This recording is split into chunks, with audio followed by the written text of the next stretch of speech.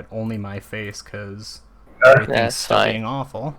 Oh, we lost Squid too. Gosh, Dan, you don't even have a hover tablet. Gosh, Dan, you don't even have a hover tablet. Why? Oh, Squid is there. Why? We just become the Kraken. Squid. Welcome back, everyone, to the Electric Squid podcast. I don't understand this. I'm so annoyed right now. Actually tilted. So, is that like electric eel? But that would be an electric squid. Be terrifying. What? Dang, the CR of that is gotta be wild. You know what? This is kind of, if we can get Tristan, if you can introduce us as we start on the screen large that's perfect. Come in, then it's kind of like a really cool intro featuring all the players. Yeah, yes, definitely on purpose. Yeah, well, we're bringing everyone in. We started with the big Kaylin Stanford. She is the rogue of our party on a quest to get her sister back from the Thieves Guild. The way she's currently accomplishing that is working with a shadowy figure known as the Grim to get a big magical tree that we were sent on a quest to retrieve. And bring it back, as well as getting another guy to usurp the current leader, and that way Kaylin's going to be queen, and that's going to be cool. Next up was Nico Veas, who is a cat bartender, and I'm blanking on the technical name for the race. Now single. No. Well, he's single because his zombie fiance sort of got disintegrated by, when we're skipping over me here, by Puvu Ego, played by Dan S., who was instructed by Nico to come in and help if things got out of hand, and being a cleric and being able to get rid of undead. That is indeed what happened. Important note, though, Nico Veas, as part of the magical tree magic, tuned out for that whole little section there. He was not conscious of what was happening and just came to, and his fiancé zombie was gone. It was kind of a lot. This was all as we were journeying to the goblin town of Ak the Kaboblin, played by Riley. Since they were having some trouble with mind flayers, we took this magical tree that had been powering the mind flayers or doing something with them, but Ak wanted to check in on his family. The party, after stowing the magical tree cage thing in a nearby temple of Palor, had decided to head back. While we were there, Drib, myself, who is a Kenku druid, as well as Puvu Ego, being a cleric, decided to... You're not a Kenku. Okay, I was a Kenku, but am now a changeling along with Kaylin. Thank you for pointing that out. A druid who appears to be a Kenku most of the time. We did the normal funerary rites on all of the remains of the 100 Lost. Tune in to episode 4 or 5 to find out who they are. I also think I kind of dropped that part in my recap a while back. Whoops. Anyway, so they were all killed. That was kind of sad. By the friendly priest guy who we met and invited to stay with them, and it was all going to be good. Anyway, we leave the statue there, head back to Ak the Kaboblin's village, have this really heartfelt scene of Nico Veas coming to terms with the loss of his fiancée, Puvu Ego having this mix between wanting to help his friend, but also a little uncomfortably, gleefully smiting an undead and removing it from this world. Finally, upon reaching the village, we realize things are a little funky. The wall of tally marks that show time that is going by in the village, when Ak left, it had maybe about 5 or 6. And now it appears to be entirely covered, maybe in the thousands of days have passed. We don't even know. Hundreds, thousands, who knows? In the thousands of days. And the matriarch is now a giant goblin centipede monster. Ak approaches. We all kind of had... Ak approaches her. She says some really creepy stuff and kind of picks him up, and it's all weird. The entire party's like, oh, this is kind of bad. Puvu Ego, wanting to save our newest party member, attempts to shoot some magic at her, which bounces harmlessly off her armored carapace. We realize we are totally outgunned and run away, abandoning Ak the Kaboblin at the hands of this goblin lady, who we later found out wasn't gonna hurt over PJ, anything. PBJ Thank too. you. Okay. For now following the podcast. So we abandoned a party member running away from someone who wasn't going to attack us.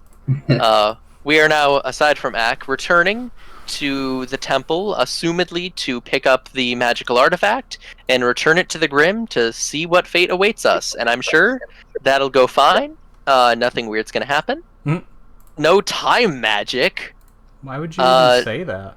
I don't know why. I mean, it's happened like a couple other times. But a cheer of 1 from the one and only D-Cleave. Right? D-Cleave, thank you for the nacho. Just finished a 27-week delicious campaign, 9 of us against the final boss. Dude, anytime you get to bust out Meteor Swarm, I'm just reading PBJ's story. Anytime you get to bust out Meteor Swarm, like, you know it's a good game. That's awesome. That's 11 cool. HP. Actually playing it down it risky, to the wire, I see. Right? That's awesome.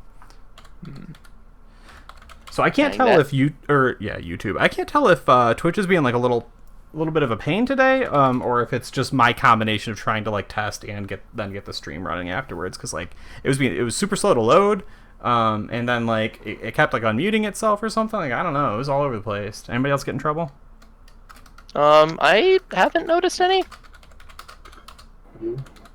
Yeah, I have the stream muted just so I don't get the double back and forth. I guess if I deafen myself. No, it doesn't work. That's fine. Okay. I was just curious. Oh, another thing happened. Yeah, that is from me. Oh, what'd you do? I have usurped Johnny5 as the Bits champion. Oh my gosh. Donating or cheering 200 bits, 200 Doritos. 200 whole Doritos. From the new... Oh, I need to send a new message. You need to send a message. That'll actually have me as the... It should say, yep, Bits Leader 1. Nice, that's good. Nothing on Oh, no, the record is 1,000. But I already had 800. John was at 900, so donated those 200 more. Yeah, so you've got 1,000. Johnny5 has 900, and our good old Danla has 500. So this was not at all. You just talked about usurping. This was I was doing this as you said that, so this is not intentional. But I was already planning this. I got an emote thanks to it. Yeah. Well, I need to. It was not meant to be like, oh, I'm gonna come. Don't worry. Yeah. I'll stay in the lead now. Oh my gosh! All right. This subtle posturing, I love it. Dance. Oh my god. Anyway, Dave, send us into some time hell now. Yeah, I'm gonna be honest. Like, it won't save you. It's a very nice gesture. I love it. Your continued support means that this podcast, we survived because of viewers like you. But I'm also a player. I would have subbed this month, but I think everybody is technically subbed from the last stream. Yeah, no, the last 2 streams we got the love. We were loved. It was great. I don't know if I can get it again. Is this gonna work? Oh, I got one too. So Oh yeah, I unlocked 2 emotes. Whoa. It looks like. Oh, and I got an emote. A thing happened. Yeah. Oh, thank you for subscribing to the Electric Dice podcast. This is not an attack on you guys. This is explicitly at Twitch. Where's the hype train? Sorry. No, that's what I'm saying.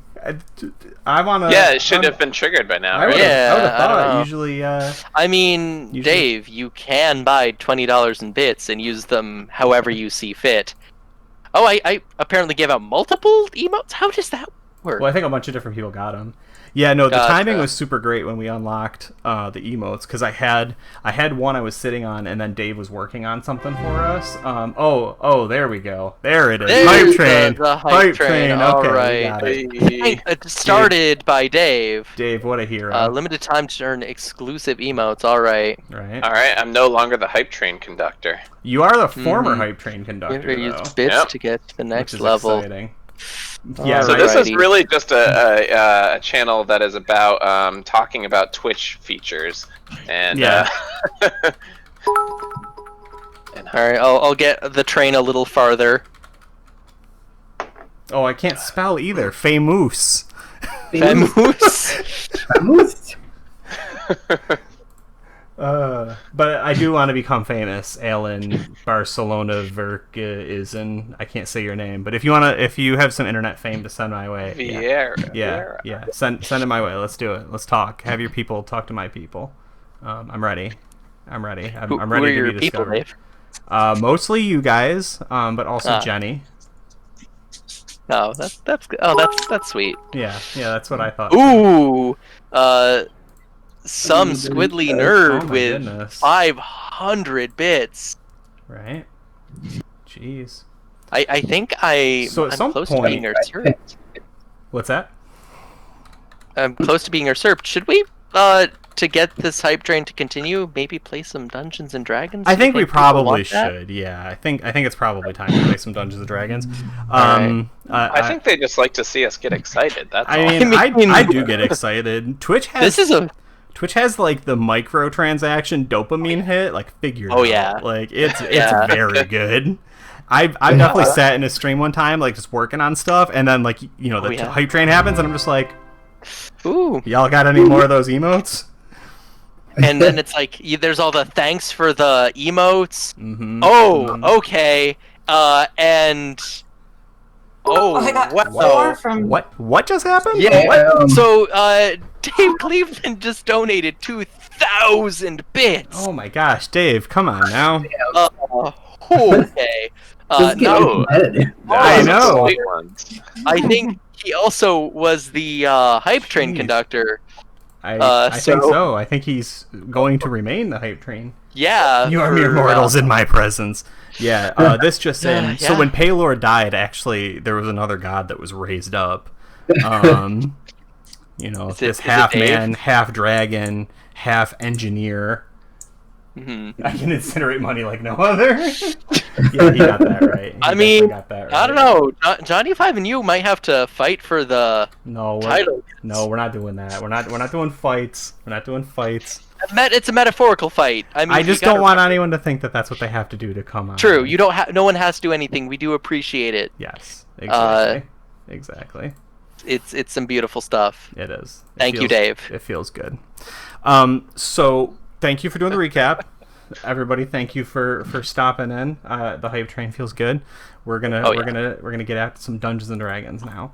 The party fled from Shangololo or Lolo. I don't know. Coming back with the 10K. Don't sell the Magic Collection. You need it. He only needs the Japanese popper cards. Oh, this is a D&D stream? Wait, never mind.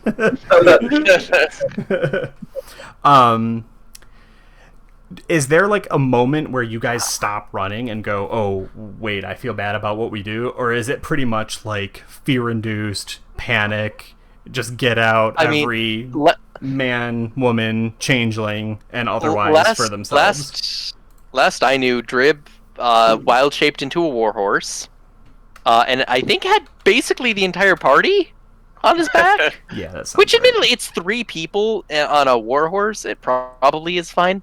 Right. No, that's true. That feels possible. Mhm. And was just booking it. Right. Like every turn, just taking the dash action, running away, trying to get back to the temple as fast as possible, and that lasts at this level up to 3 hours of being a horse, just sprinting until he's so fatigued that he has to slow down. Okay, and everybody's cool with that as he just blitzes out.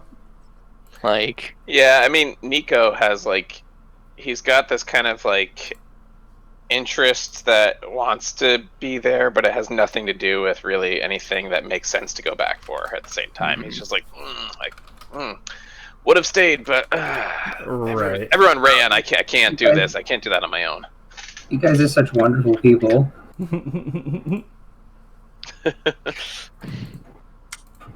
You forget Nico's kind of lost all of his attachment to anything. He has very few things that he Drib's conscious is also guarding the treasure and might be dead, so Oops. Yeah, it happens. But Blossom, who was left to guard the treasure, is the best of Drib. Makes sense. Yeah. Okay, so then I'm a little curious. We don't have to do the scenes as you're riding across the plains and yelling at each other and everything. But I do want the scene when either you shift out of shape change and it's time to sit down, or when somebody goes, "Hey, it's getting late. It's time for camp," right? And kind of points you to some rocky outcropping from which to build a campfire and set up your rest for the night. Mm-hmm.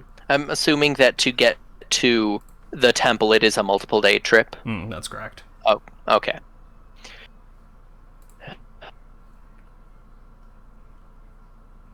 So what does that look like? Give me the scene. Is anyone starting the conversation, or do we want to just do a slow pan as we kind of establish everyone thinking about what has happened here, what's taken place? Yeah, and as you feel guilty to whoa. Thank you, Psycho 2001. Brian, thank you so much. Keeping that hype train. I know, we just hit the next level. This is all in honor of Ack the Kaboblin. Ack the Kaboblin, rest in peace, even though he's not dead or harmed in any way except emotionally. You don't know that. You told us that she wasn't gonna hurt us. I lie and all she's the less time. likely to hurt the goblin who is in her tribe, who is just abandoned. Not only did I this morning tell the entire team to lie, but then literally when we started the stream, I told you a story where I lied to all of you. Yeah, abandoned us at Gen Con. I literally told that story. True. Oh yeah, you did. I did. Okay, maybe Ack is dead again. Anyway, he does that. Yeah. Still lived longer than the first time I played him. He did. He lived exponentially longer. Yeah. Oh yeah. Right. Your audio is not working. Oh, have you been trying to actually play the game the whole time and we're just still talking about nonsense? Oh no, Dan. Can you hear us? Blink once for yes, twice for no.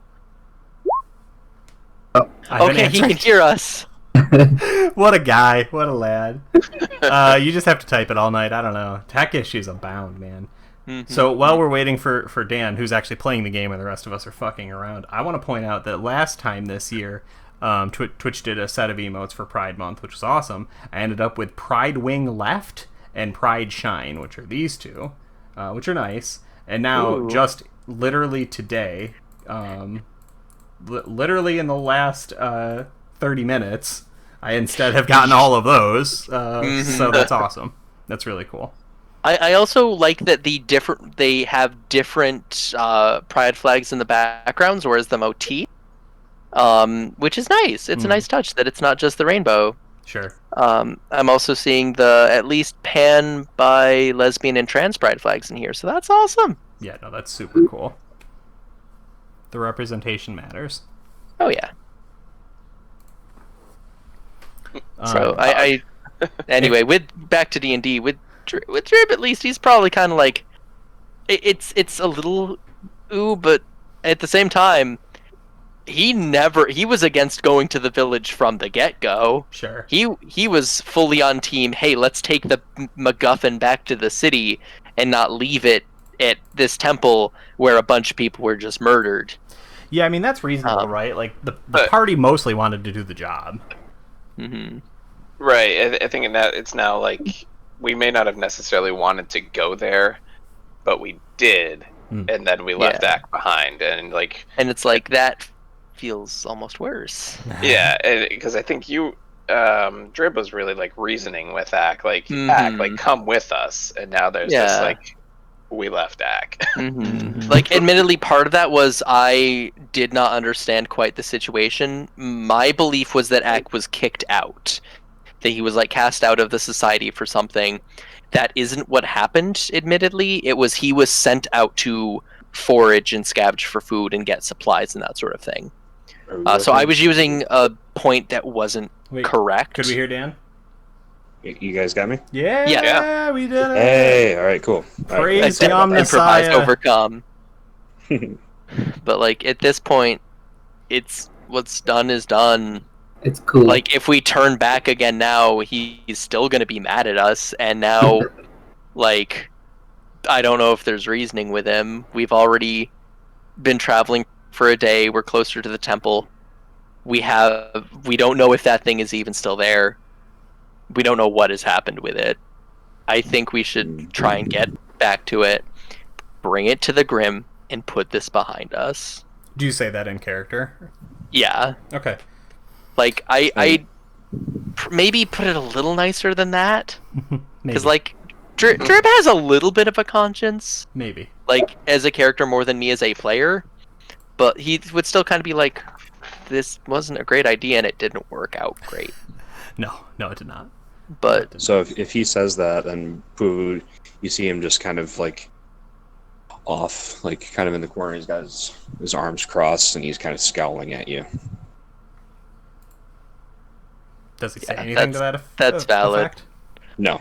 Oh. Doesn't say anything. Is it because someone's getting left behind? That's the frustration?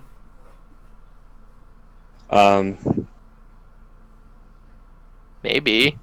Maybe. He's not saying anything. He's just looking at Drib then. He's kind of glowering at him. Yeah, I just like if I don't know if Drib would notice it or not, but I'd be like, that's valid. I deserve that. Like he probably didn't put it as tactfully as it should have been put. Like I think Miko, who was kind of the last to turn and run, mostly because he no longer had any support there, and he goes to Puvu and says, like, something's eating at you. Care to talk about it? Nope. I know I tried. Yikes, though. He's throwing a temper tantrum, like a kid who just doesn't want to be like, he thinks that all these grown-ups did something that was wrong, and he's very black and white, and so that's just where he's at. Well, I was there with you. I was ready to support you, but when you turned, there's no way I was staying there on my own. So I figured it's better to keep you and the rest. Are you trying to say it's my fault? It's not your fault, Puvu. I was the one who was first to try and run. You were the one who did the right thing, like you basically always do, and wanted to help him. What I'm trying to say is, 2 of us weren't going to be enough. We needed everybody. You're probably right. And then he still, like, is sulking about it, but he's like, we did make a promise. We did. I think we made 2 promises.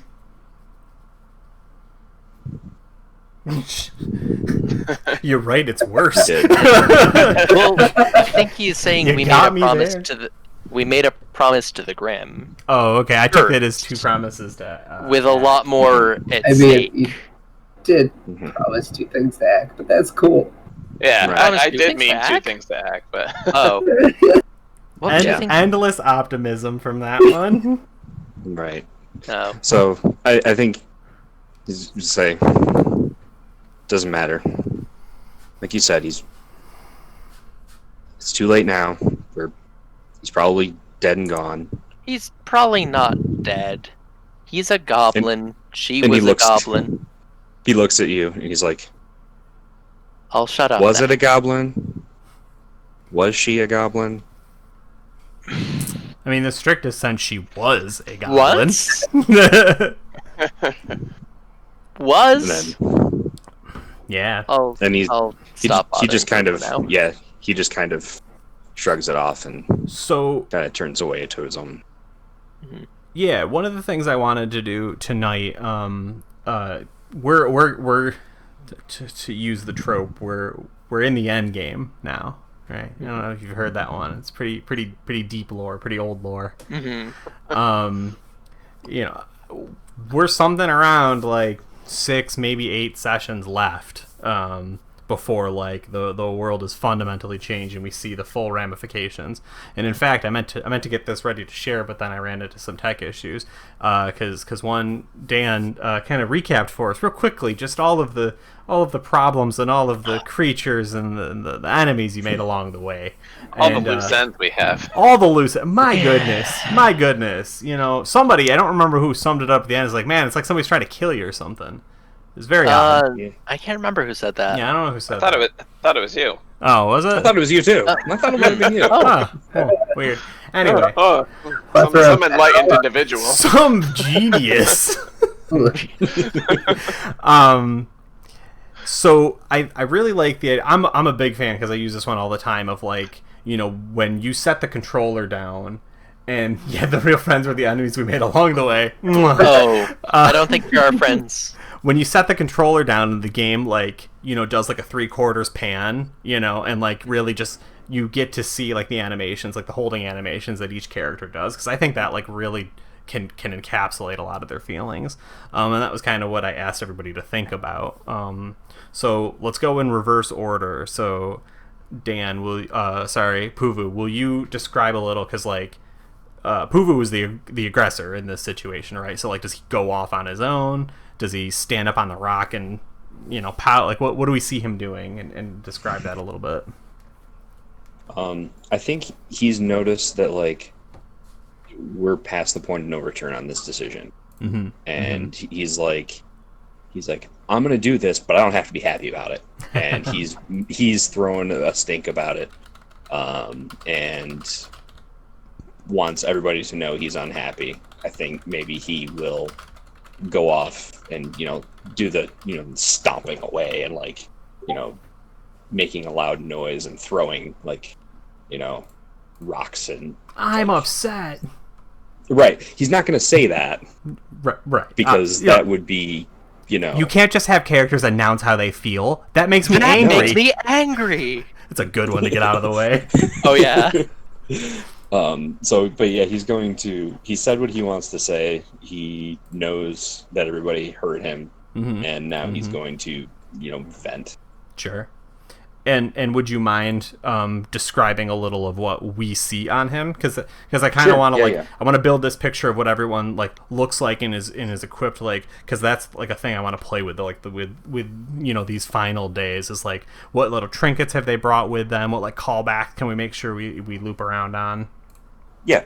So Puvu, he's a pretty plain looking. He's wearing a pretty plain looking beige cloak. It's a little bit dusty. He has his armor on underneath it, and his crossbow is on his back. He's got his amulet and his spell focus on the outside of his cloak, so you can grab it easily. But you can also tuck it in if need be. He can. Let's see. He's got a full head of shaggy brown hair, and but he's kind of like a real runt of a kid, like a street urchin type look to him. He's really gangly, really small, and he probably comes up to, like, even though he's like 6'7", he only comes up to the waist on most adults. I was gonna say, and that is not 6'7". That is age. No, before anyone. Age. Correct. Adults are real tall in this universe. Yeah. The cloak it's an adult cloak. So the arms on it are way too big, so they like go way down on his hands. It's like way too big for him in the arms, and he's kind of like roughly cut it away, where normally the knees would be on the cloak on an adult, kind of roughly like torn or cut it away so that he can walk around without tripping. Right. So cool. That's basically him. Yeah, thank you so much. Riley, you have no active characters right now. That's cool. All right, Tristan. Sorry, Riley. So Drib normally would be kind of interacting with Blossom, who is currently maybe back guarding the weird tree cage MacGuffin item that I still don't know how to describe. But is probably like just kind of like thinking through everything that's happened, As far as appearance goes, he has a weirdly well-made, like regal-looking cloak. It is like, if I recall, the outside was black with like kind of a deep purple inlay. And despite in relatively recently them going through a lot, he got it back just before the end of season 1 when that big bad was defeated, and it was in like pristine condition then, pretty much. So it's still in surprisingly nice condition for this weird bird man. He has as a walking stick the Staff of Charming that he recently obtained, just from the little trove by the temple. I'm going back to my little guide so I can make sure I'm catching things. And he has a pair of wooden framed spectacles kind of on his beak, which are the eyes of the eagle that he got in like the first episode as the little bonus thing. He has relatively basic leather armor. It's noted that it has a lot of little talismans and charms and things. Of note, there are a couple things that appear to be made of dragon tooth and bone. There is a relatively finely crafted Paloran amulet, as well as not one of the charms, but he is still carrying some relatively large pieces of dragon eggshell.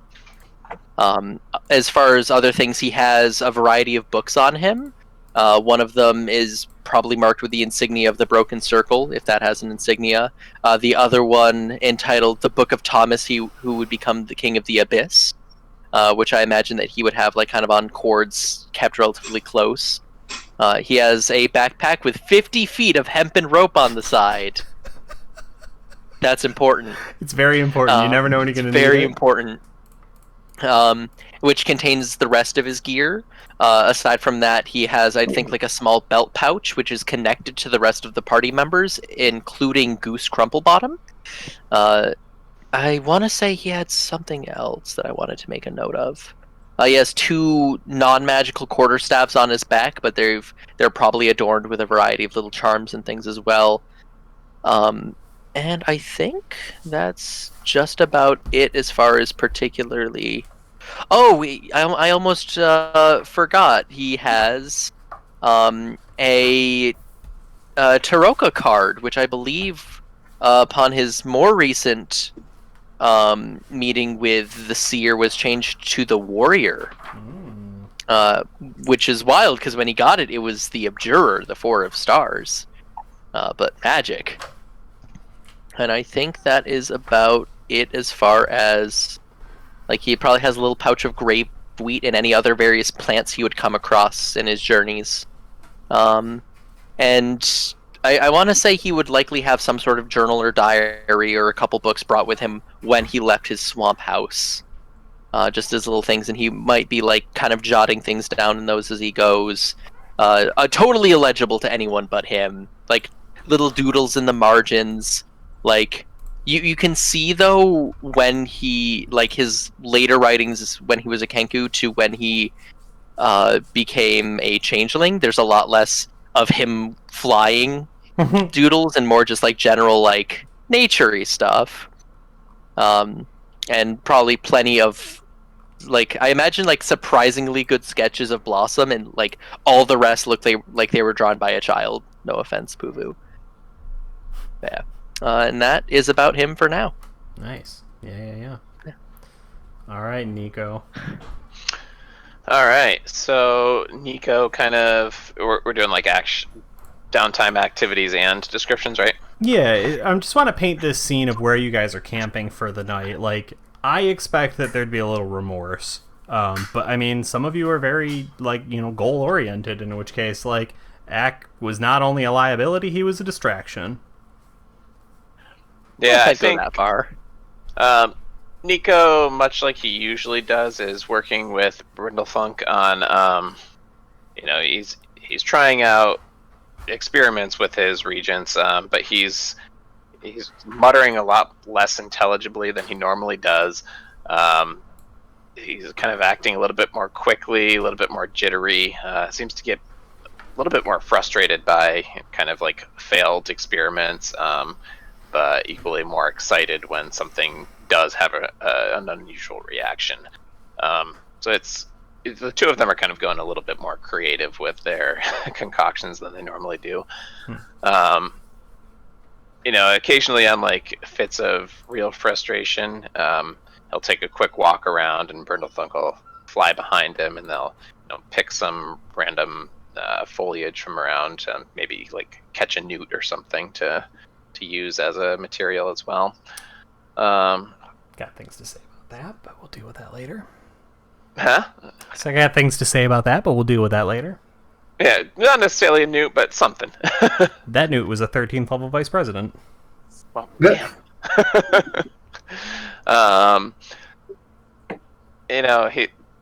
He's more or less experimenting, but he seems a little bit more determined now than before in what he's doing.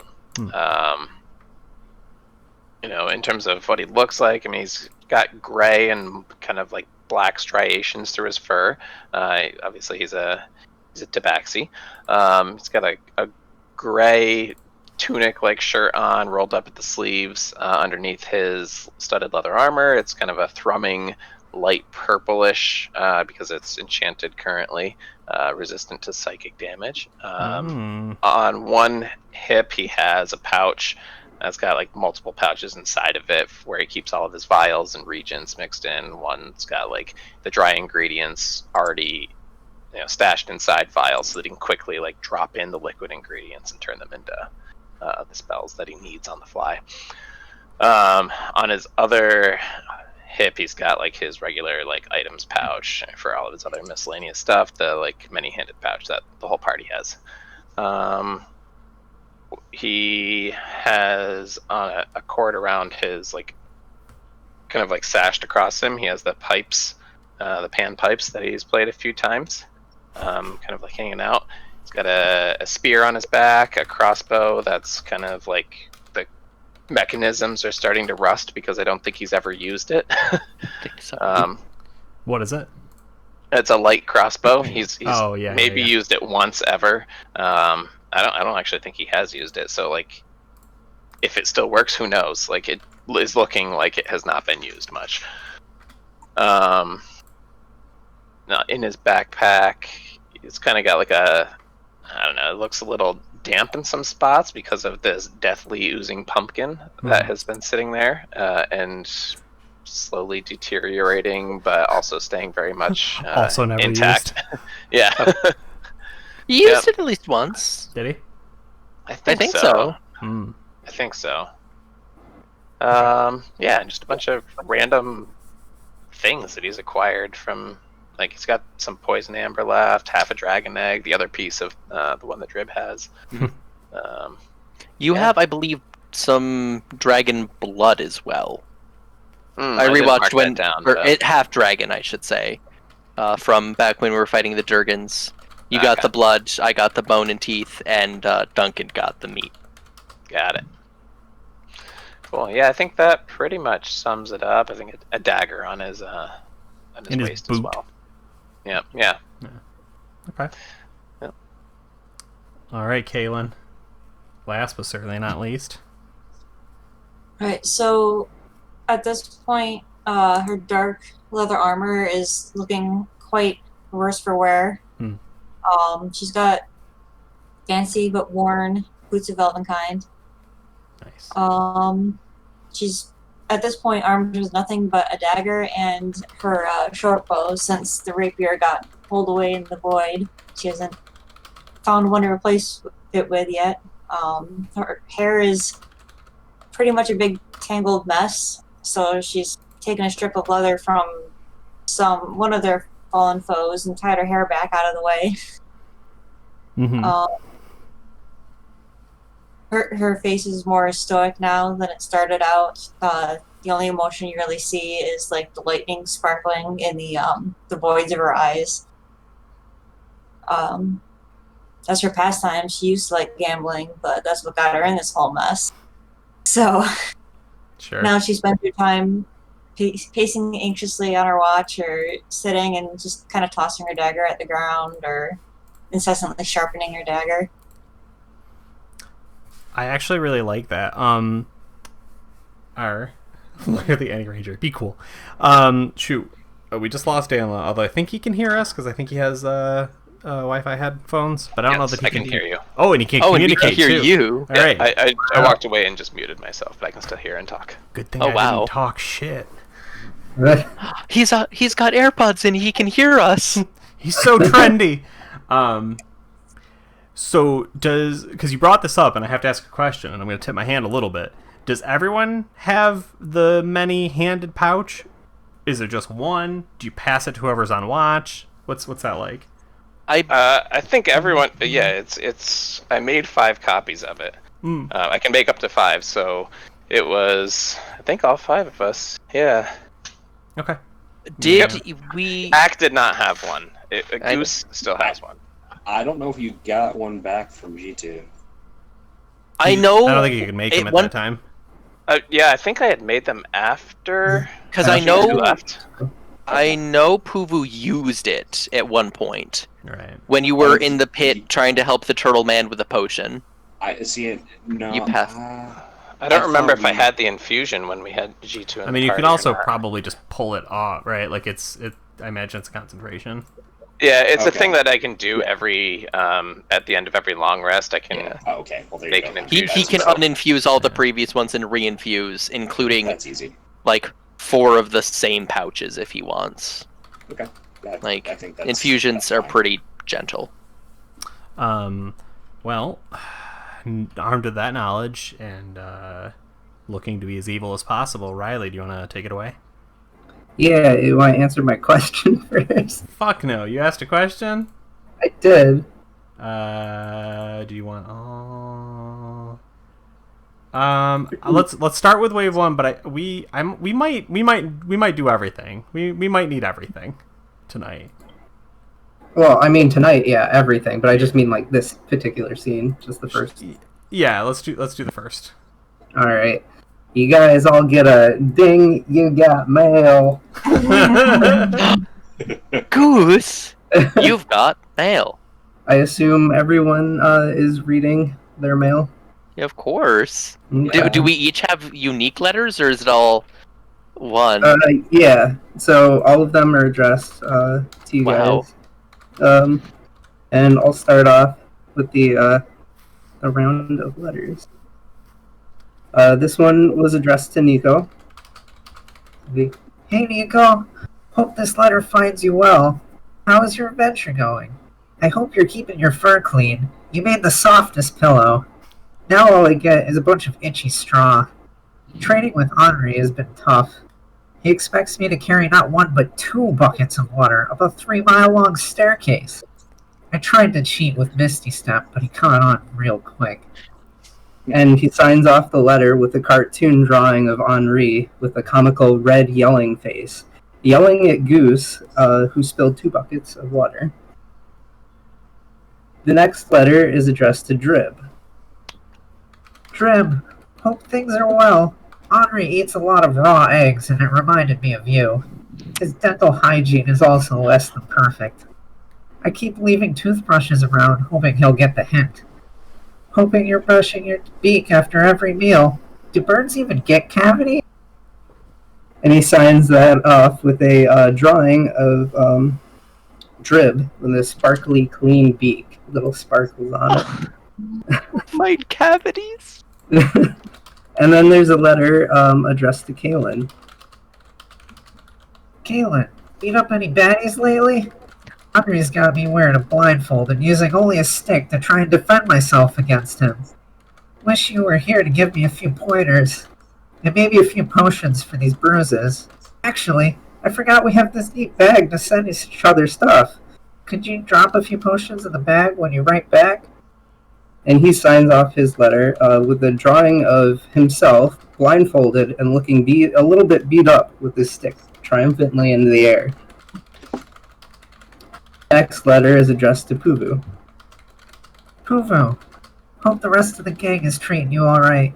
I know what it's like not to be with a family at a young age. Mine sent me off to the Church of Palor when I was a kid. That's where I got my first secret mission.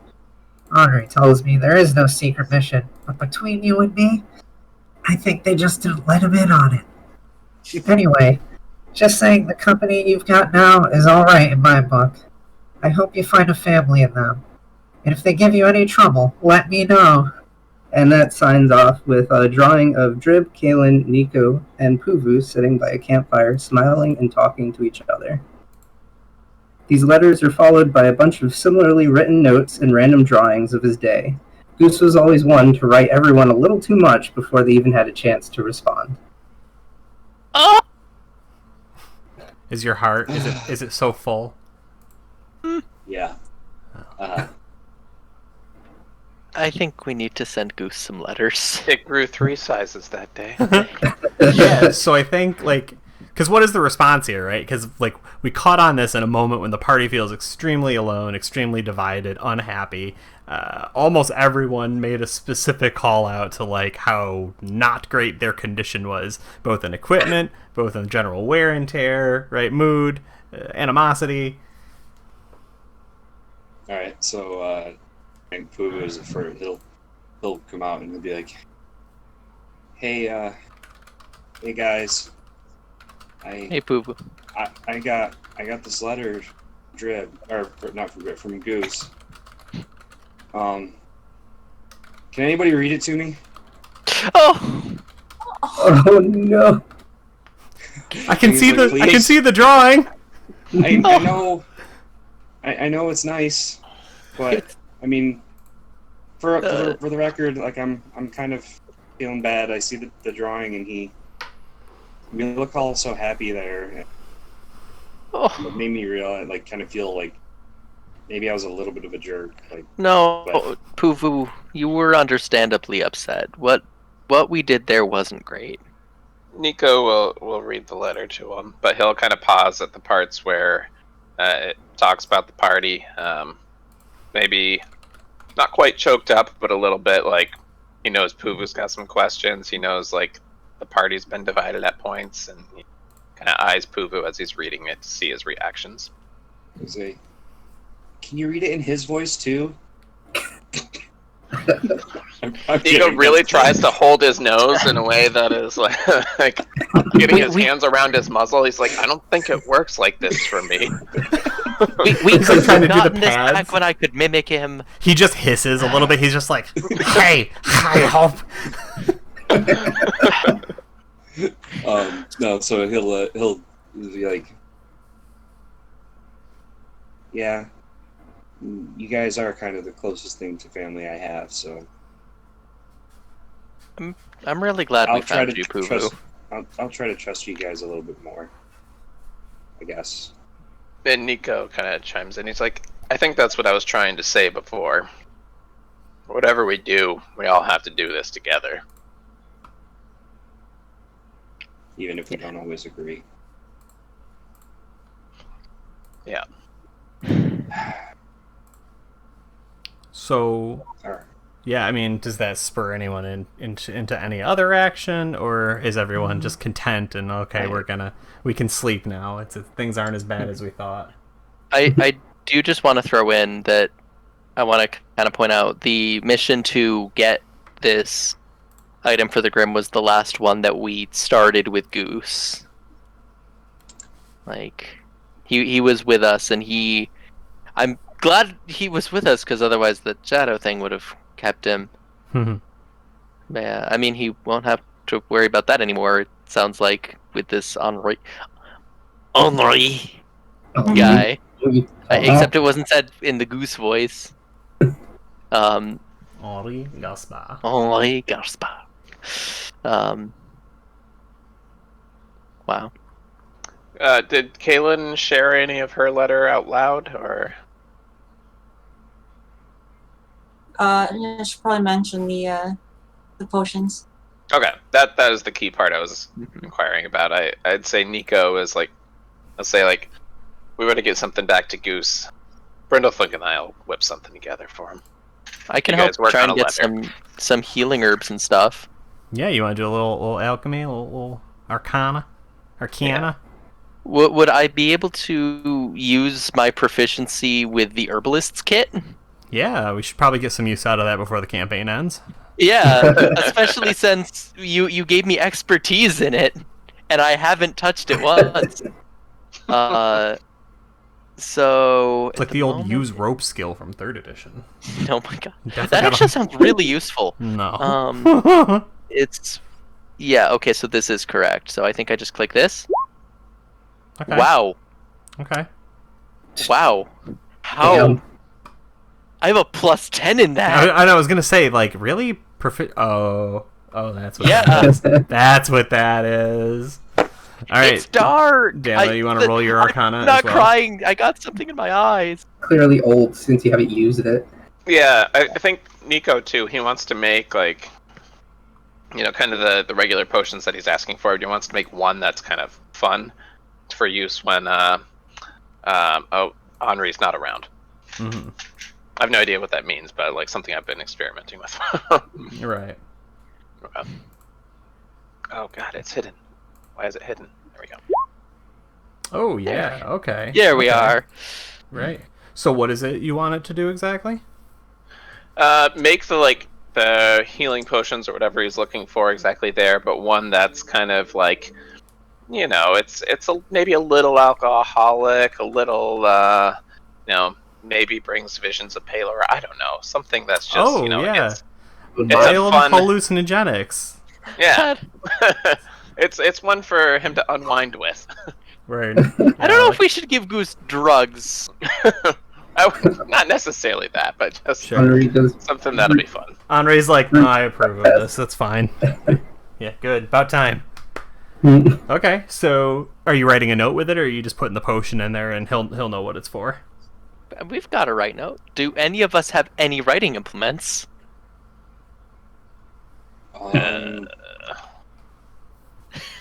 If they're part of your Dungeoneers pack, then yes.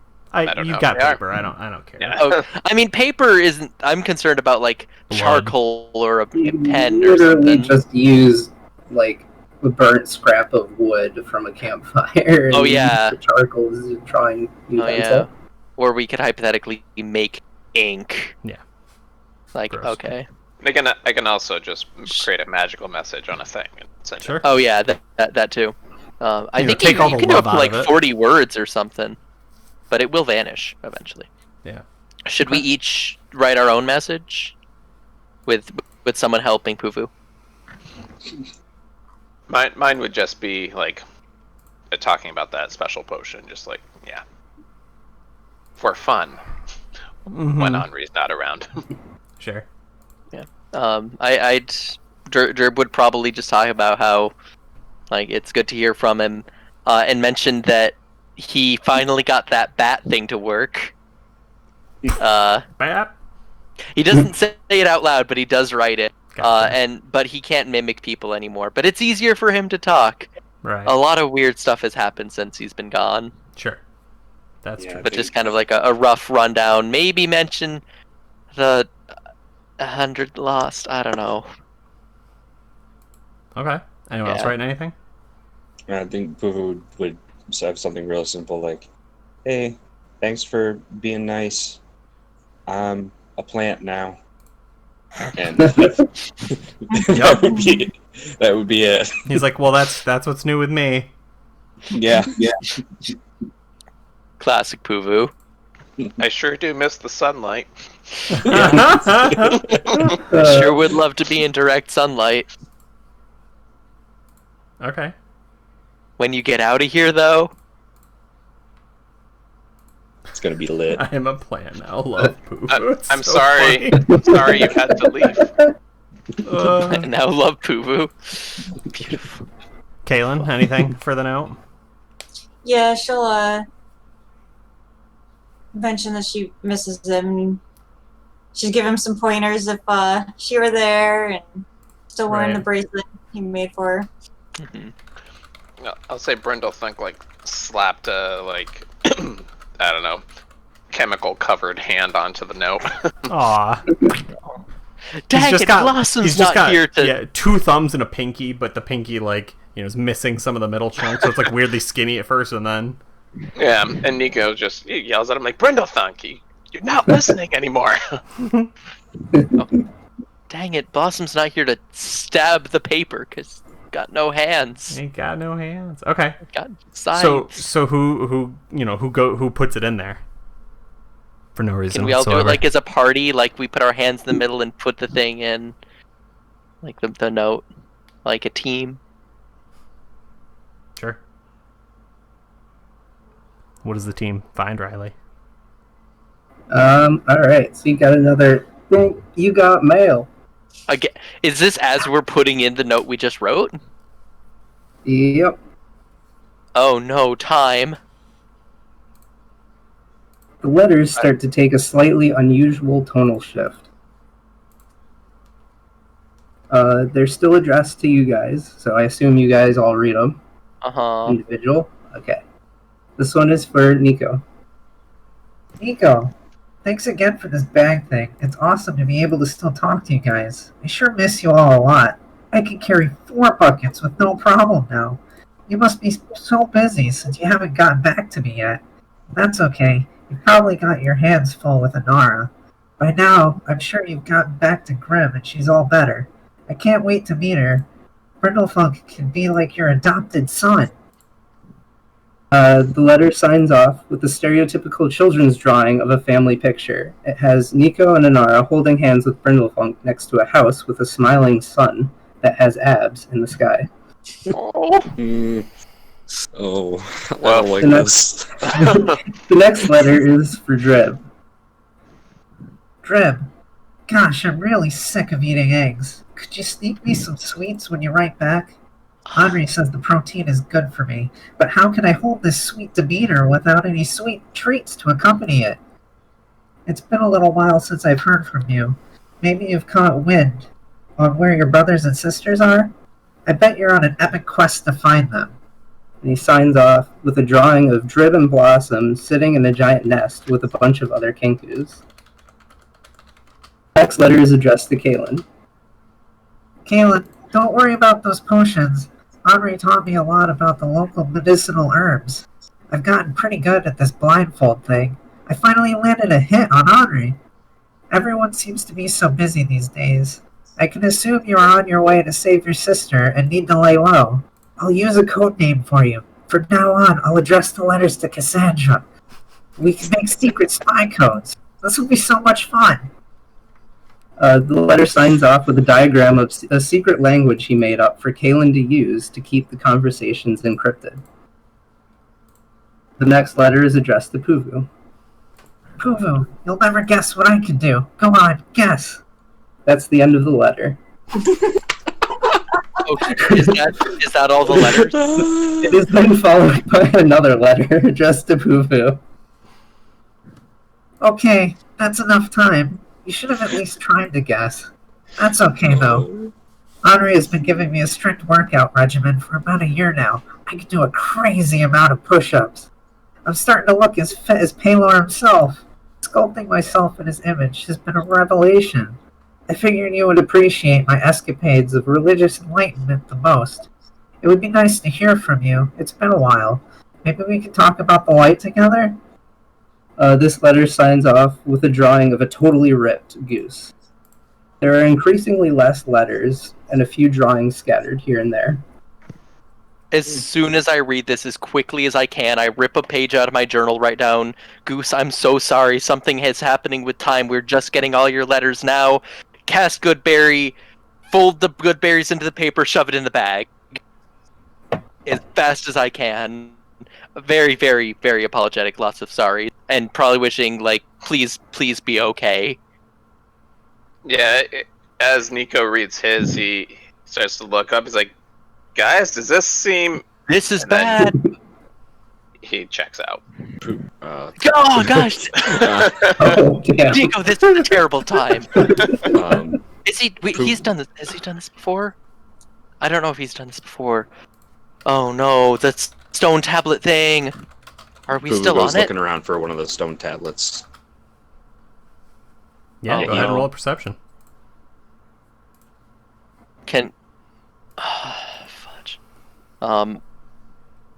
Would I be able to assist in this? Yeah, that's fine. I would like assistance. Right. Yeah, that'd be I great.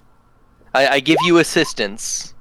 I'm glad I gave you assistance. Yeah. I mean, you spend, 10-15 minutes doing a good, cursory glance. It's not like it's ever bright out, but, you can take a couple torches and kind of move out in a controlled manner, keeping, the campsite together, in sight, and searching everything. You see signs of people having, traveled through here, not like recently, not like today, but just like in general, right? Like people come off the mountains and kind of hug, these rivers and everything. 10 or 15 minutes. Yeah, you gotta slip in where you can. But no, there do not seem to be any stones, plinths, passageways, markers, anything of the like. Nothing that stands out to you as being disconcerting. All right. Disconcerting. After that, all right. When we don't find anything, I real quick write another letter saying, "Goose, I'm so sorry about the previous letter. I shouldn't have put good berries in it. Time magic is gonna just destroy them. I'm so sorry. I hope this letter finds you quickly and in good health. Throw it in the bag." Like, trying his best to be legible and write quickly. Out of things probably torn out of whatever book, diary, journal that he would have brought with him. Not like the Broken Circle or Thomas books. Because he's not. Send the Thomas book through. That seems fine. Nah, I'm not letting Henri get anywhere near that. Fair. Oh no. So, guys, either we're in a time something or Goose is in a time something. Yeah. Do we try and keep traveling? I don't know what will happen if we stay here. It's so late. I think we have to keep moving. It's the only thing we have control over. Time for exhaustion. All right. Can we go on foot? I want to hold on to a wild shape in case something bad happens. And you said we started our rest. We're not going to finish the rest. Is the implication, right? Yeah, you'd get a short rest, but it wouldn't be a long rest. A long rest is 8 hours. I'm assuming we've rested for a while, got this letters, realized some stuff was happening. We'd have to be here for about 7 more hours to really be well rested, or we can attempt to head out now. All right. I may be wrong, but I thought before we ended our last session, I'd said, so we're going to get a long rest, and then I have everything refilled. So I think we got the long rest before going into the caves. Yeah, and we haven't really done anything since then. Yeah, you cast like one spell. I've cast Goodberry once, so Yeah, I mean, resources-wise, I don't know that anyone is too depleted either. It's also quite possible. In the moment, I was like, yeah, okay, we're locking in that decision, and then with 2 weeks, we said, okay, we're not sure if we're locking in that decision. Okay, Yeah. all right. Oh, I see. Actually, now I do have a spell slot burned. So, yeah. Yeah, I think Booba would say, I'm okay to keep going, but I understand if some of you aren't. But I do think we need to get going as soon as we can. I'm okay. It's not going to be easy, but we need to move if we are able. Whatever's going on with time is probably just going to get worse. Bad magic begets bad magic. Somebody needs to just start pushing me casually. Oh, if I automatically walk. All right. Kaylin, can you help me carry him? Thank you. Doesn't wait for an answer. All right. I assume we sort of move as fast as we can. Yeah. Brindlethink, don't suppose you can make him hover so this will be easier? I think he can actually, can he? He can, but I don't know if he's going to listen to you. Exactly. Ooh, that's right. He's actually a higher level than you right now. Yeah, so. I don't have enough gym badges. Yeah. High or low? I also can't collect the gym badges because they're made of metal. So, high or low? High. High good things happen. Oh, okay. Yay. Okay. He laughs for a while. He just right, and then he hits you with the middle finger. Of course he does. But then he casts levitate. But then he's like riding on the back of Nico. He's of course he is. Oh my god. Yeah. See, if you hadn't done that, you wouldn't get to do all that. Right, yeah, no. He had a plan. He knew what he wanted to do. Of course. Alright, and so we're kind of pushing him. Yeah, so then everyone's got to make a con saving throw. Yep. It's either DC 10 or DC 12 the first time around. I don't remember which. Mm-hmm. It's not too bad to start. Con saving throw. Okay. Yikes. Yikes. Oof, Dan. Nice echo effect. I mean, it was accurate. Anybody spending points in channels to change or lower the DC? I mean, That's some gamesmanship there. I mean, we're not. It's not lethal yet. Mm-hmm. Oh, Bring back second edition. Oh, of course, Riley. Why are you wasting a point? That's Ack is still angry. 1/3000th of changing a DC. Yeah, now he only has 2,999. Exactly.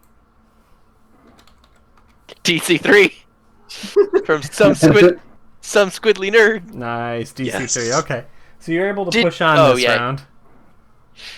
All right, time to cash in all of our channel points. Yeah, you get another hour. Riley, does anything change over the next hour? Yeah. Oh no. You get another ding. You've got mail. Oh, guy.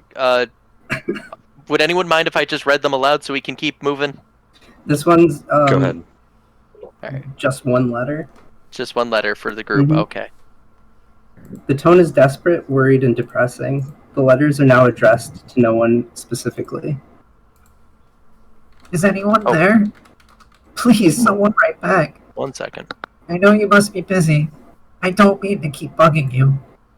I'm sorry, please don't be mad. It's just, I've never had many people who wanted me around, you know? I know my parents didn't want me around anymore and sent me away to the Church of Paylor. Even the church itself tried to get rid of me.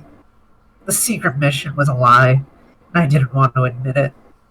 My magic is unpredictable and dangerous, so I keep making one mistake after another. I screw everything up, and I lose everyone I care about. Just like how I lost Beatrice. I pray to Paylor you're safe, even though I've lost him too. I don't know what I would do if anything happened to you guys. It's my fault. I shouldn't have left with Henri. I thought it was the right thing to do. I should have stayed. I'm so sorry. The last few notes are heavy with self-accusations, apologies, regrets, and grief. The pages seem lifeless without Goose's silly drawings accompanying them. Then the letters abruptly stop. All right. Real quick on the move. Well, Kaylin, if you could push Nico for a minute. Pulls out his journal, whatever again, and just jots down, "Goose, we're so sorry. We miss you. We love you, Goose." Folds it up, throws it in the bag. Really hopes it reaches him. Yeah, Nico, you're back. It's you came back at some point, and like for a brief moment, you thought Brindlefunk was on you. You're like, "What was that?" And he's just on the ground, like. Am I still levitating? Probably. I don't know how long it lasts. Oh, Nico, welcome back. Wasn't I Everything's terrible. Goose is crying. We've been gone I don't know how long. Goose is crying and I'm flying? Brindlefink, what have you done? I don't think He's like Brindlefink made Goose cry. We needed to get you moving. You? Ah, right. Something. Well, yeah, something's going on with time. I don't know how much you caught, but we've apparently been. He doesn't think we're responding to him. Like, it's like we're sending our messages, but he's not getting them for a really, really long time, if never, if at all. It's been at least a year for him, likely years. And I'm wondering if when we were on the slab, it caused some sort of rift with the magic of the bags. How long were we trapped there? Well, the goblin matron said 70 years, didn't she? Did she say 70 years? Since Ack had left? I genuinely don't recall. Oh my god. No, I don't know if that's how far into that we came along with Ack. But would I separate you from Goose for 70 years? Yes. Yes, you would. What's the life? Does correct. anyone know the lifespan of a gnome? How long do gnomes live? Somebody tell me about the gnomes! You ever seen a garden gnome? You ever buy one? You ever see them in a store? You ever think about it? Oh no. You don't know. Wait, yeah. does that... Was I the oldest Kenku in the world for a minute there? Right? I only lived to 40. I mean, yeah, but I was maybe 100. I'll take a little narrative control here for a moment. The party is not interrupted on the rest of their journey to the church, right? Ravenloft is dry and desolate. I mean, if you want to get really into it, you probably see one or two, humanoid or orc or gnoll, not like war bands, but like scouts, right? But you guys are fairly high level. It's not too hard to either, if you wish to dispatch them, do so, or else just steer clear, right? You're pretty aware of yourselves and your own power. Curious, it's been a very, very role-playing, very narrative-driven game, so we don't have to dig into it too much, but I'm curious, has this changed anybody's mood? Is it drawn forth any feelings or any conversations out of everyone, or do we just find the mood very somber? I think there's definitely somber, but a very high sense of urgency. Set the pace to grueling and the rations to skimpy or whatever the Oregon. Yeah, meager. Just we got to get there, and sure. At least that's kind of Nico's take on it. Okay. Yeah, I mean, is there any dissent? I mean, dissension isn't the right word, but or is everyone in agreement that it's time to move? It's time. It's time to move. Yeah. Oh no. Okay. The Grims. Yeah, the Grim is some sort of gift. They live a really long time. Yeah, because usually they live out of time when they're stuck in places that have time. It's not as They good. still live a pretty long time. Okay. Kaylin, you were a half elf, right? I don't even know what I am anymore. What were you? Half elf. Okay, you. How old were you roughly when this all started? Out of character, I don't think I chose an age, but Oh. we'll say 24. Okay, was your sister close in age to you? Yeah. Oh, she's probably still alive, thank God.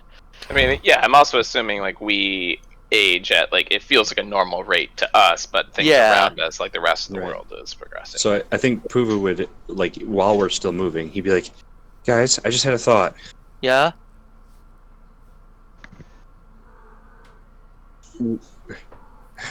This has been going on a long time. We've been in this domain a long time. Why is the transversal still happening? It's not supposed to happen. If we've been in here for this long, why has it gone on this long? Why? Oh no. Oh, my entire family's dead. They're Kenku. Oh no. They only live to 40. Well, so much for the Grimm's promise that you didn't take anyway. Or that was Cornstalk. I was going to. Oh, Wait. Maybe they're changed. Maybe they Cornstalks. No, he's trapped. Also, he didn't have time power. What if this is a dead you man's know of. drop? No. What if this is his plan? What if he didn't get out, this was set to happen? But when we got to him, time had all passed there too. There, he was imprisoned by someone who had the power to build the cold iron bars with holy magic. He got just as dunked on by us. Also, if they went through those lengths to imprison him, I don't think he can impact the outside world this much. We saw all the bones around that time stone. And I think that may have been when this all hit. I think we were on that thing for 70 years, but it slowed our aging. With you, Nico, you said something about what you heard a voice when we were there, like increase stasis, something. I think what I heard was they're waking up. They're waking up. Someone heard they're waking up. So that was. It was clear. And then so oh, go ahead. Sorry. Yeah, I heard like increased sedation or something. Okay, you heard increased sedation. Nico heard they're waking up. I knew someone said something about it. Like, it sounds like someone was doing that intentionally. And I don't know if they were using our lives as batteries or what, but I think that's where the weird magic is. We need a baseline. We need to find somewhere. We need to find somewhere that's normal. We need to find a normal that we can get back to. Now we need to return to the church and see if that's at all normal, because we have a party member there who will see what's going on.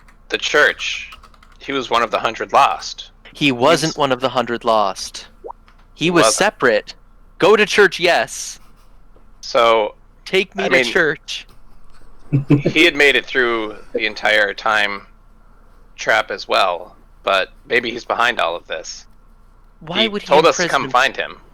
Why would he imprison himself in time? He may have worked with them. He was mad, and he kicked the skull of the weird undead thing. Anyway, let's get to the church and see what's happening. Everyone pray for Blossom. I shouldn't have left him behind. Hashtag pray for Blossom. Pray for Blossom, everyone. Hey, get out of there. Come on. Clem is praying for Blossom by digging into the back of all of my minis. As is tradition. As is tradition. Thanks, Clem. Appreciate it. Anyway, we've had these talks, and you said our journey to the church was uninterrupted. Right. So I think I've said what I need to say. What do we see, Dave? So the old lonely church, its edifice even more worn, dusty, and broken than it was the first time you arrived, is scarce but a memory, right? What little roof structure existed then is gone now.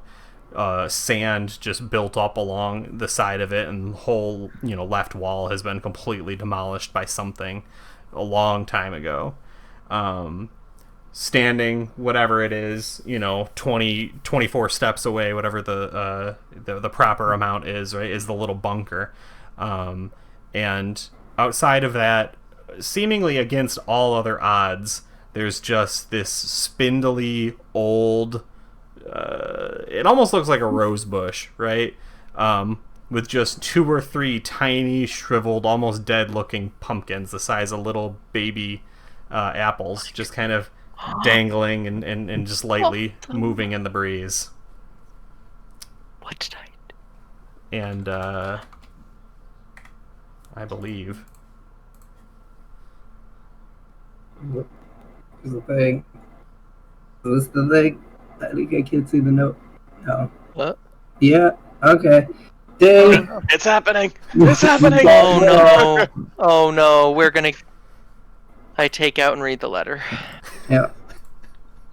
This letter, once again, is addressed to no one specifically. Hey, it's been a while, my friends. Oh, how time flies in this cursed land of darkness and hell. It's hard to keep track of it. That beautiful sun. I can barely remember what it's like to bask in its warm glow. The next sentence is scribbled out, then the letter continues. I don't even know why I'm writing this. Closure, I guess? Maybe some fear as well. You've been lost to me for over a decade, but the wounds feel fresh.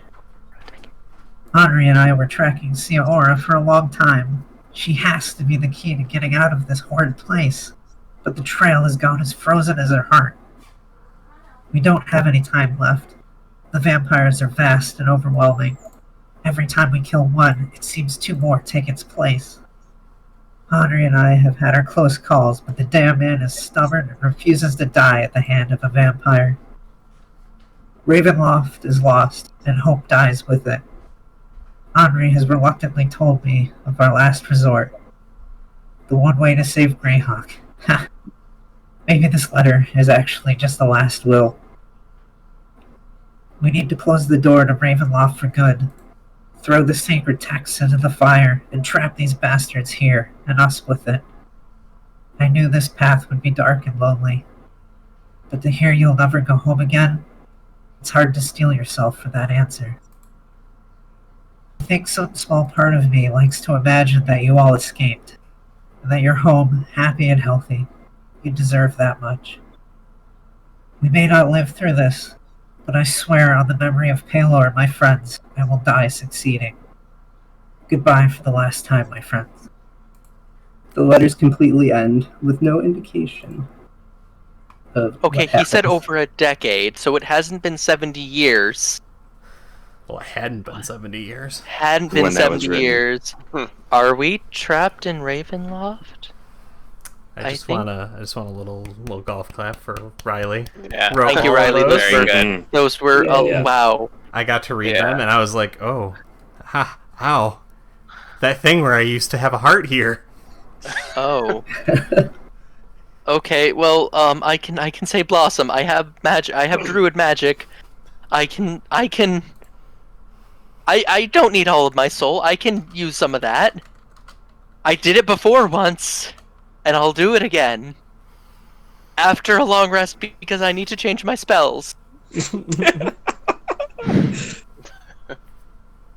No fun allowed. Okay, So, So, did he do it? I think he did it. That would explain it all. Like, we've been here apparently at least a decade. Seemingly far... Well, if we've been gone for 70 years total, and he said we'd been gone for a decade, that means 60 years. He would have had 60 years to close the portal. I mean, that means that the rest of the world's okay. Like, maybe, like, I don't know. I'm gonna say something that it's what I want, and I know it's not smart, but it's what I want, and I can't. I want to find a way to open it again. You want to go home? I mean, don't you? Don't we? Yes, but I don't. You guys came here for a job. A stupid job.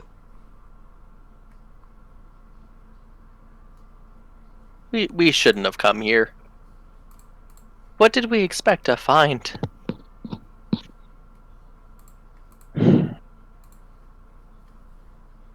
Well, maybe we'll find answers by finishing the job. I guess. I think at this point time is so screwed up. I think we need to take a rest. We've been traveling all night. It's just gonna get worse from here. Like, yeah, I mean, we have kind of two paths: finish the job, bring this back to Dustow, and see what answers lie there, or we don't know if it's still in there. Puvu, you said you put the wall back together. Can you reopen it? We can hope that it's still there. Sure, I guess. And he'll go over and he'll try to open the trapdoor. Passing by you, did you say there were a couple little pumpkin things there? It's very, very gently, pick one of them using his herbalism skill to make sure it's done safely and carefully. Sure. And kind of like carry it with him, and bring it along, standing with Puvu as he attempts to open the door. Yeah. as you go to grab it, right? Roll perception with advantage. Okay, perception with advantage. What's that? Either 21 or 23. So you go to grab it. You see, you're not entirely clear if the apple itself is moving. Wait, apple or pumpkin? Like a little pumpkin-y apple. Yeah, they're just all shriveled and ugly. You're not sure if it's moving or if there's something on it or next to it. It's I'm gonna hold for a second and be like, Blossom, I'm so sorry. Right. I should never have left you, but we can make this better. I have a plan. And I'm gonna make this right. In a tiny little voice. In Druidic or Sylvan, whatever the fucking secret language is, like Druidic. You knew Blossom? Yeah. Wait. New? Yeah, no, I think part of my soul into her. I don't know exactly what. Them, I should say. Sorry. Come on out, y'all! And then from behind all the little apples, and some of them are the pumpkins, right?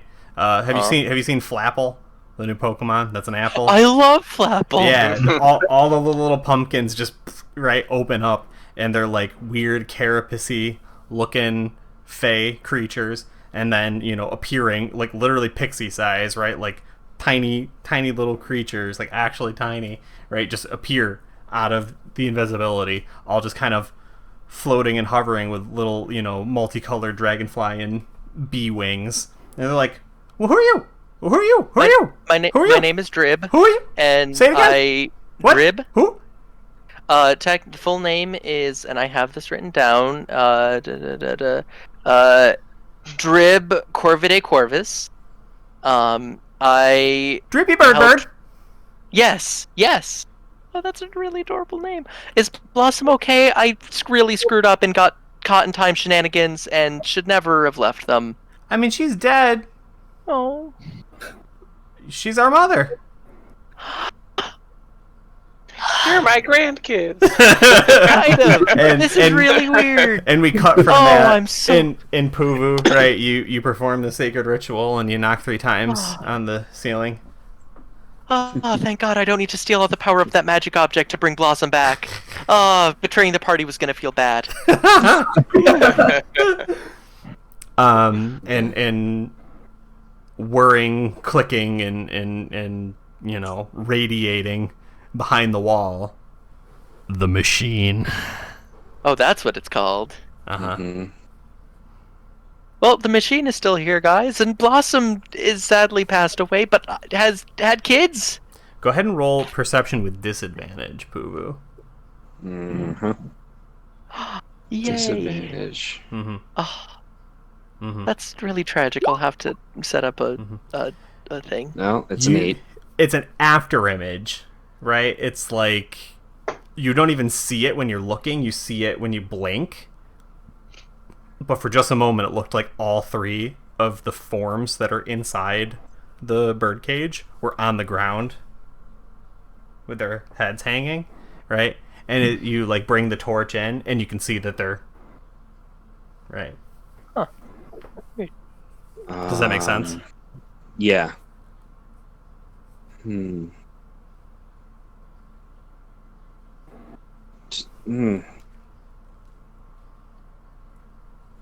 don't know. That's not right, but it's probably fine.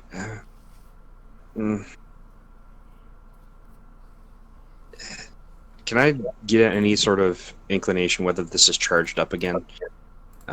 Would I be able to Yes. do any sort of check? Oh no, or do I just know? Yeah, yeah. Oh yeah. Okay, so it's charged up again. Oh yeah, yes. Do I feel like it's charged up more than it was when we found it? Probably not. Probably not, as in I don't know, or it's not. Yeah, okay, that's what I thought. Maybe. Yeah, you ever ask a question and you know the answer before it even finished? Yeah, that's what it was. Yeah. All right. Much. So I'm not within 30 feet, right? Oh, surely not. That would be foolish. Okay. Right. All right. Puvu, is it back charged up? They're like, we don't like that thing. We don't like it down there. Okay. Well, we hide it when people come. We didn't hear you. You're really quiet. Thank you. I think. Who's your cat? He's not my cat. His name is Nico. His name I can't remember his name, but he just jumped out. Mm-hmm. Oh my god! I left my child to die. That's okay. But I have grandkids. Right. That means you succeeded. I don't know. No. All that matters is evolutionarily that you can produce offspring that can then also reproduce. You're fine. You did all the things. I think I abandoned my child, Dan.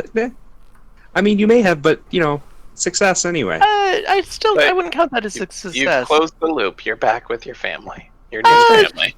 Oh yeah, my old family's all dead, probably because of time magic. So you made a new one. See? It's a win-win.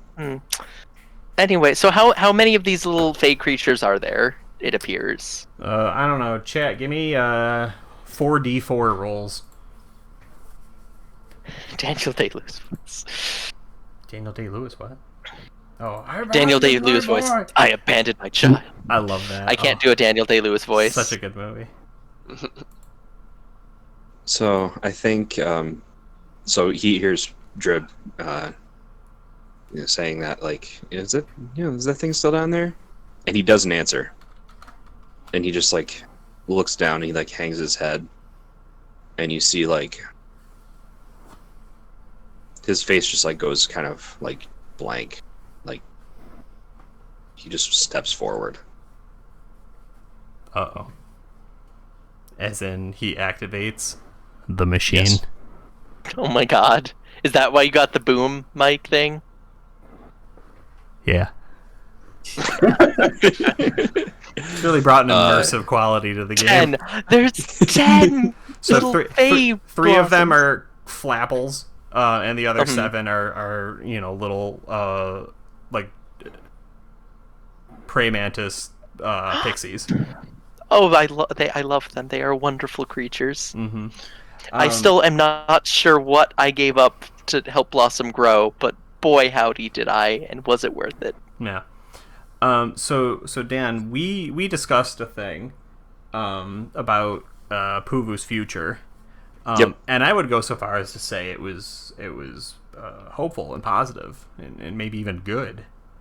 Mm-hmm. Now the actions here are different than that. Uh-huh. But there's a certain lens by which it could be examined, where you're like, well, if I do this, then nobody else has to. The lens is that bad things sometimes have to happen in order for a person to grow and change. I am skeptical that Puvu can pull himself out of this before things go too badly. Okay. I think he would know that going into it. I think he can go into it and try and hang on. Right? It's not a foregone conclusion at the start. Mm-hmm. Is no one supervising the 7-year-old? No, they're not. Not yet. Yeah, I think that you intrinsically understand the danger of this, though. Mm-hmm. So I want you to give that,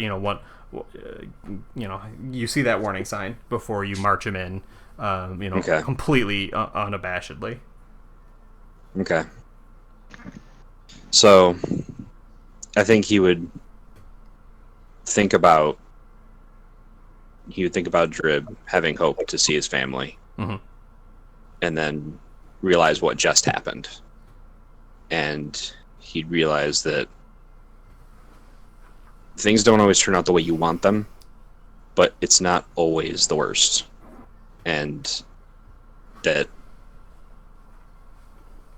Drib isn't going to be able to see his family, but he now has a lot of other things to care for, even in this world that he didn't even want to be in.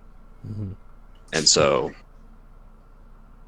while he was ready to just, walk in to try to protect everybody else at the, risk of his own safety, he's like, maybe there's something else I can be happy about, even if I can't go home. I just don't know it yet. Okay. So, do you go in and engage with the machine? And if so, No, I think how much, how dangerously, right?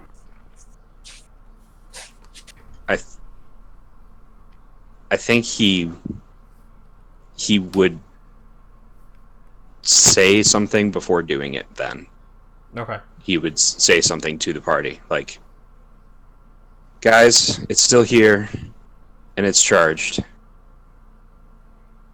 Should we have said? I bet Brindlethink would love to go in again. Damn. My grandkids say that it's dangerous though, so I'm kind of wary. Do you trust them? Yeah. You just met them. They might have part of my soul in them. And then they're all like, "Oh." Yeah, so at one point when I was trying to grow Blossom, I couldn't get any positivity from the world, so I pulled from deep within myself and lost something, but I'm not sure what. And I think I may have ripped out part of my soul. So you I'm trust not them? sure. Yeah, and I trust you too. And I don't want you to do something dangerous for our sake. So you trust them because they're part of you, and I trust you. I'm coming back up. Thank you, Puvu. Oh, should I come up with names for them? 10 names. 10 I'm names. so bad with names. This is Sally. So yeah, This is Rex. Oh no, they're all plant names. So yeah, he One comes of them back up and named he's Pistol. like, Sorry, go ahead, Dan. that's okay. So he comes back up and he'd say, "So the Grim wants this now, but it's dangerous. What do we do?" Do we? Either way, one person taking the brunt of the force isn't going to end well. If I don't like the thought of us having to all get hit by this thing again, because it's clearly done some bad stuff. It turned Kaylin and I into goo. Nico tunes out every day, and you're a plant now. Do you trust your grandchildren? Yes, I don't. They don't like it. I don't want to subject them to it. They trust you? Yeah, I think so. Do you guys trust me? Sure. They do. You just See, said that's so sweet. having one person take the brunt of it all at once would be too much. We've Mhm. all been exposed to this, Mhm. haven't we? Yes. Nope. Well, not these 10, but they are also about the size of a praying mantis each. And if the magic is enough to turn 2 human adults into oh no, Oh no. into goo people, and a human child into a plant, I'm really concerned for their safety. Coming off of the It's not mountain, unmistakably, right? Some 300-400 feet away, but moving quickly is not the correct word because it's not running. It's just about 26 feet tall. So Big it steps. moves fast. Blue-skinned, with double set of tusks coming, from the upper lip. Some 2 straight down, 2 curled out. Massive gold nose ring, and then just like absolutely wild, shaggy, unkept hair. And something looking like a stalagmite or full size column that is like long since been petrified. Just rips Act up got big and strong. It's gonna kill us now. out of the ground and just coming directly towards you. Intention unclear, but direction very clear, directly towards you. Should we try moving? I think it will. I think it sees us already. Do we want to let this thing get to the machine? The machine. Yeah, you got it. You're on it. Probably. Go ahead. I don't think we should all be bunched up. It looks like it can throw things. Oh shoot, you're right. So, Puva's going to try to hide behind something. Yeah, go ahead and roll. There's a a leeward wall that you can get behind. There's a lot of loose gravel and dust on it too. Right. Hey, grandkids, go hide. You turn and look. They're all gone except the one that is inadvertently stuck in your hand because you. Go hide with your siblings. Well, I'm gonna do my best to not die. I will not leave you, unless I die, which that's not really in my control. Be safe. We've seen him before. Oh, what does he do? They're gone. Oh, dang it. Well, they've seen him before, and he hasn't been able to kill 10 fairy creatures that can turn invisible and hide really well. Puva's already hiding. What's everybody else doing? Yeah, Puva's gone. The fairies are gone. Yeah, I'd say definitely getting behind cover of some sort. Obviously, probably won't be hidden because I think he's seen us and knows where we are. But scattering to at least get behind something in case. Sure. So, is there anyone who doesn't want to hide behind that wall? Because unfortunately, unless you go into the bomb shelter, for lack of a better term, that's pretty much your only immediate way to hide behind the fallen wall. At a glance, does this thing look like an orc? No. Would you say, Squid? Kaylin, at this point, realizing that 70 years has passed, that she's utterly failed in everything she wanted to do, she's pretty much given up hope, so she just stands there waiting for it to come. Sure. Defiant. Yeah, I mean, and this is like all happening in the same 6 seconds. So it's like if you want to yell something to Kaylin, that's fine. But everyone scatters at the same time and then realizes, oh, she didn't scatter. How far off is this thing? It was, about 400 feet away, but it moves to about 200 feet away in 6 seconds. Cool. In that first move, and I know what it looks like. I don't recognize it. Go ahead and roll a. The fuck does Dungeoneering port over to? I guess nature. Oh, nature. All right. Hey. Yeah, you recognize this as either a storm or a cloud giant. It's kind of hard to tell. Its skin is much more tan than you would have expected. Okay, wait, it's a giant, storm giant or cloud giant. Dang it, I'm playing the wrong character. Giants. I don't know enough about giants. Okay. So I get on one knee and bow.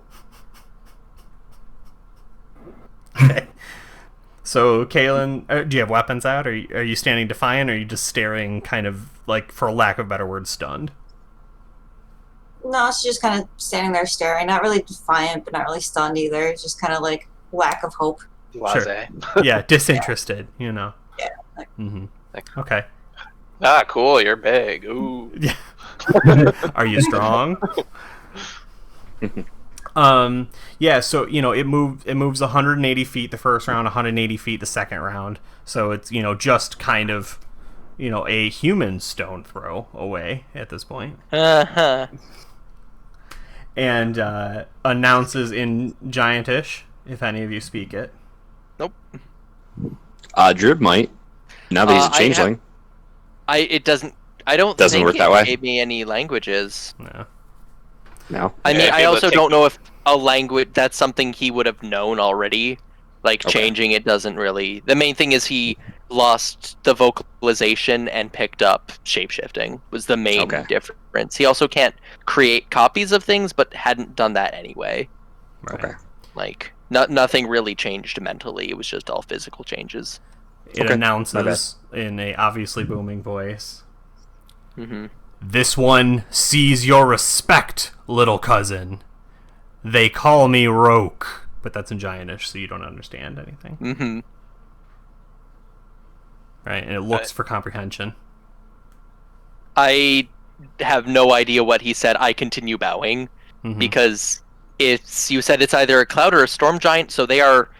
It's either first or second tier as far as giant hierarchy, and they're basically the emperors of the world. And I'm not going to mess with that. Mm-hmm. What was Nico doing?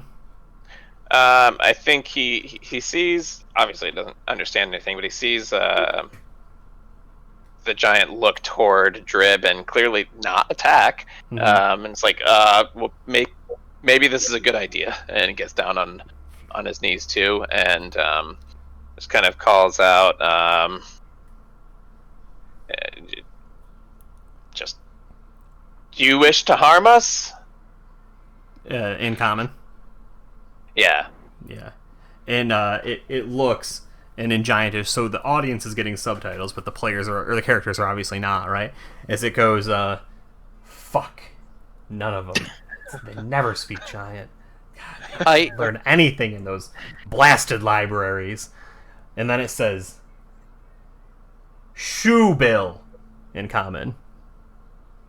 I say in Orin, do you speak Primordial? Right, and then it switches to Primordial and says, finally, someone who can speak. Like the rushing winds and the crashing waves and the clasp of thunder. And he gets really close to you. So, as he is much closer, do I have a better idea which type of giant he is? No, you still have no idea. Alright. So, it is very useful, especially in communicating with such great beings as yourself. Selves, whatever the proper grammar. Yeah, and he in his best Jabba the Hutt, and he flops down on the ground, and the whole right, everything rocks. He goes, "Where's that other little one?" Which other little one? Fufu gets out from behind the wall, and he's like going over. He's like, "Guys, is it safe?" It's of course. Wait, did he say it in common? Primordial.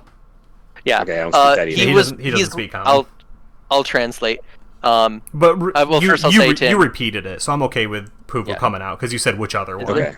Yeah. He speaks Primordial. Does anyone speak Primordial or Giant? Nico just tries Dwarven, which is going to drive Brindlethunk mad.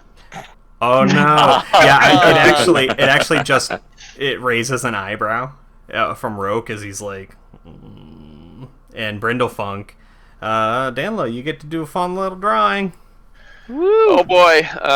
Wait, drawing or like? Oh, okay, drawing. Well, right. you write out some manner of runes, sigils, sequins, scratchings, carvings, cuneiform, whatever you want, and then you tell us what it means and where it is. All right, give me a moment. Yeah. Minigame. That's I need to find a writing utensil. Yeah. Oh, I thought you could just magic one. Oh wow! Ooh, got him. Yeah, that's too metagaming. Yeah. Yeah. So he reverse metagaming. Yeah, he's he's sitting crisscross there in front of you. He just looks down. He's like, "They can hear me now, bird." I can translate for them, since they do not understand the powerful languages in which you speak. Dangerous place. Adventurers know communication magic, then. But does he say that in common or in Primordial? Primordial. They said, I might be able to help slightly with it.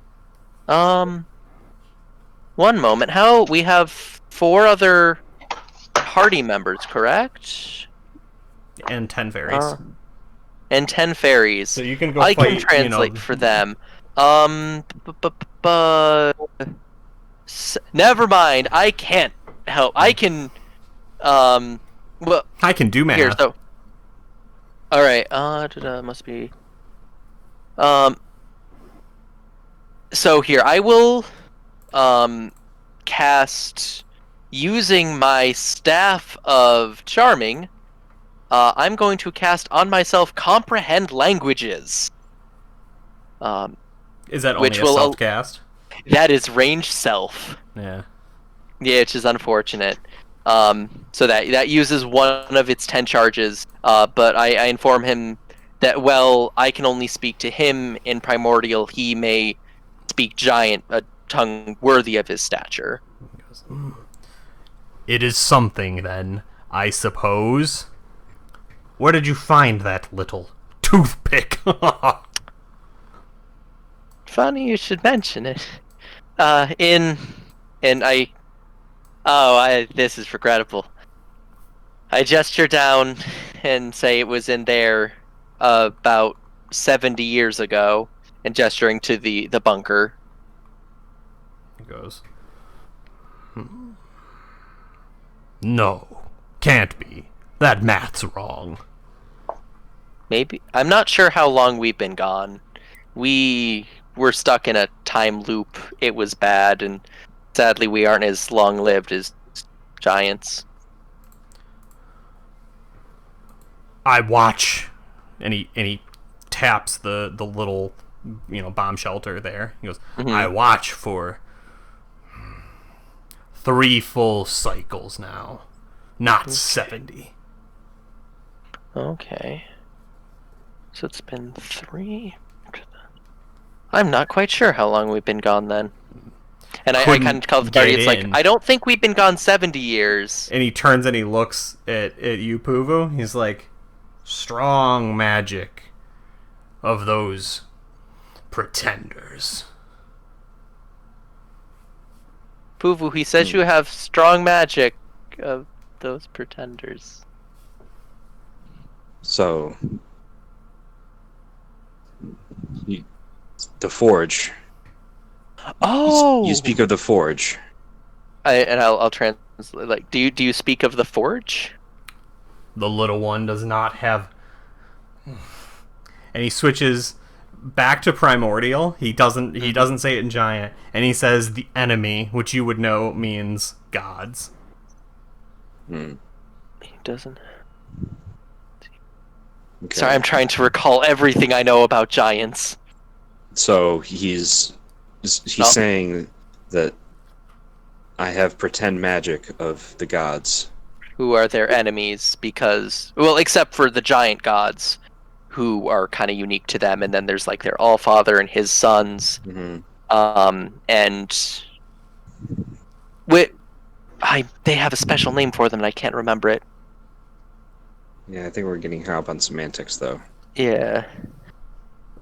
I'm just trying to have us not get killed. You can see he's looking for either an affirmative or a negative. I can do magic. Yes, sir. And just assume I'm translating. I don't want to say everything twice. Yeah, just jump in if you're changing anything. If you're twisting it in any way. Yeah. And he nods and says, "But of an enemy? Or just faith?" I am loyal to an idea, not a being. And he slaps the ground hard when it's translated, obviously. And he... That's good. No wonder this one couldn't get through it. Very smart, young one. Very smart.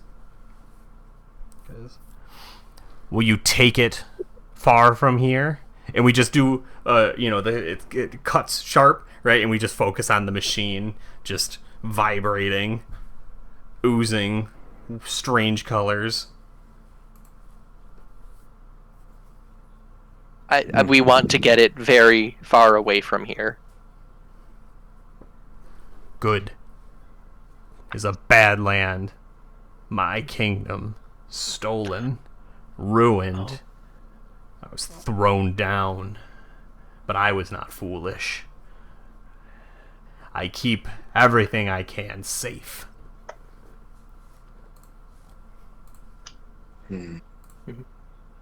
So this was once belonging of your people. I mean, everything was. Yeah, he turns and he brandishes towards the mountains.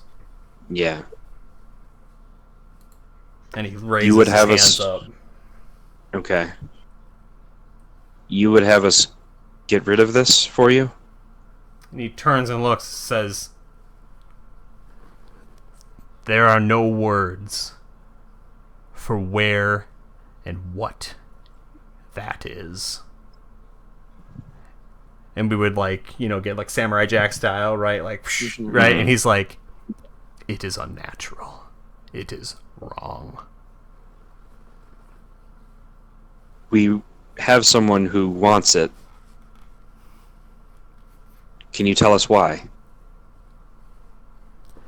And he gets down on his hands. It's a very comical scene, right? And he pokes his little eyes in there, and he's like, "Never saw it before, just smelled it.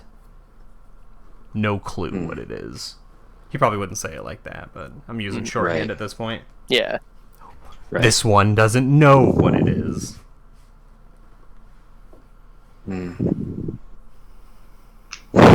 Well, it's changed However- us all.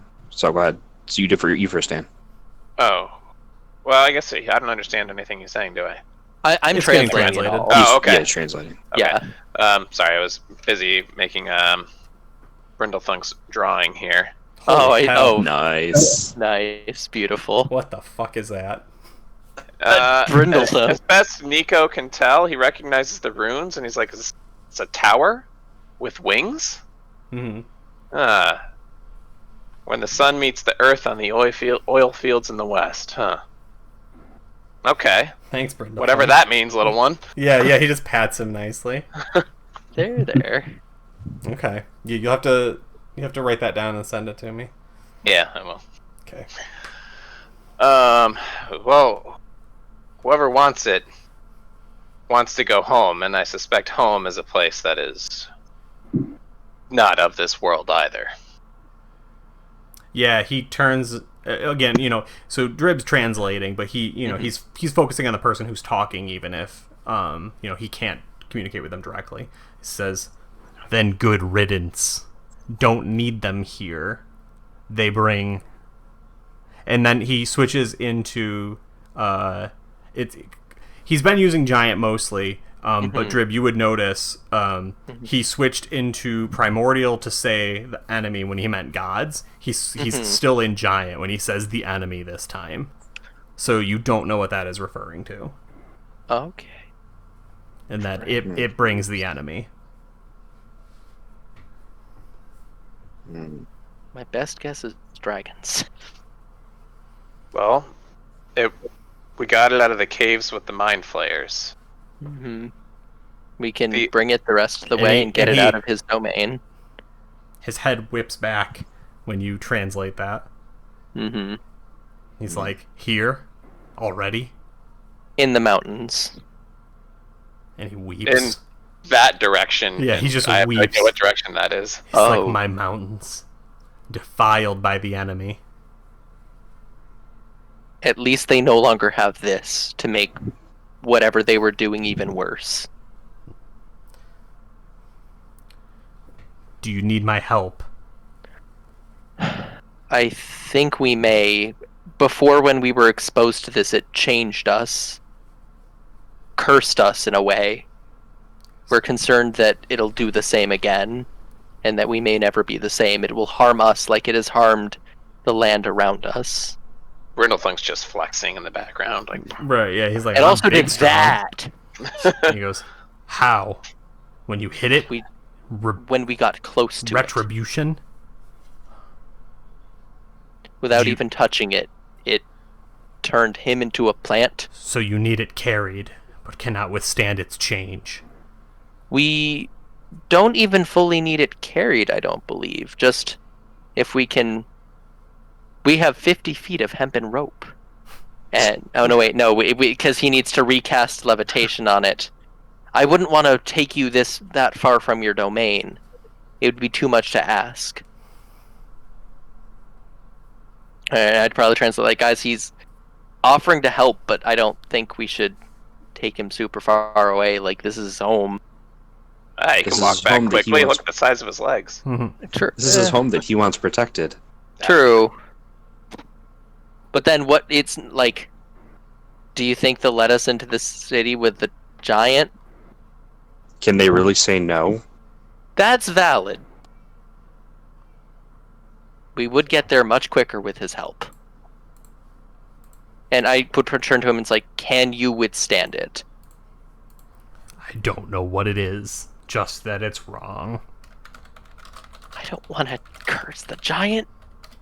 Well, if we do bring him to the city, we should go ahead and let them know that he's coming so they don't attack. How would we send that message?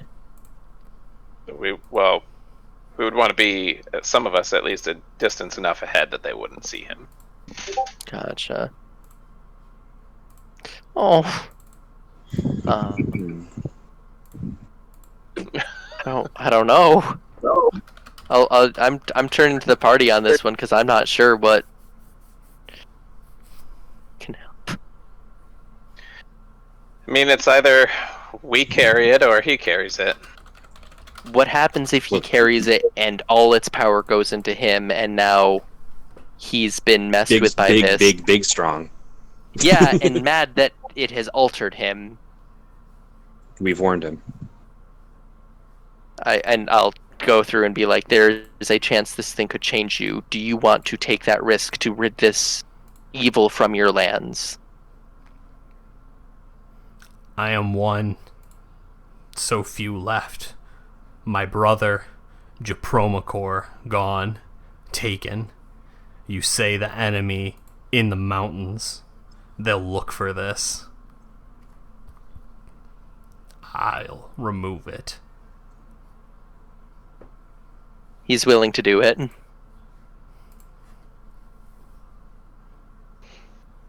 I want to make sure I understand. We're getting help from a giant. Yep. To bring the machine. The machine of unknown and untold power to a gift that we don't fully understand their end game. Yep. Well, we know she wants to get home.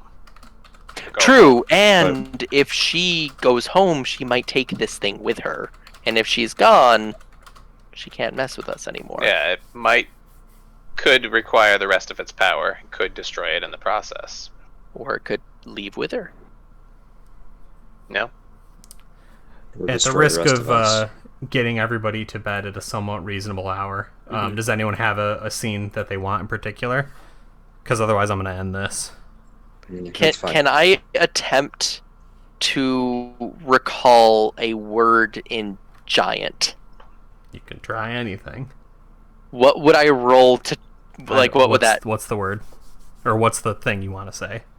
It's that word that's only in giant that's basically, it's like good, honor, it's like a thing to strive for in giant, and it's like really good, but there's no translation for it. Yeah, I don't know what the word is, but sure.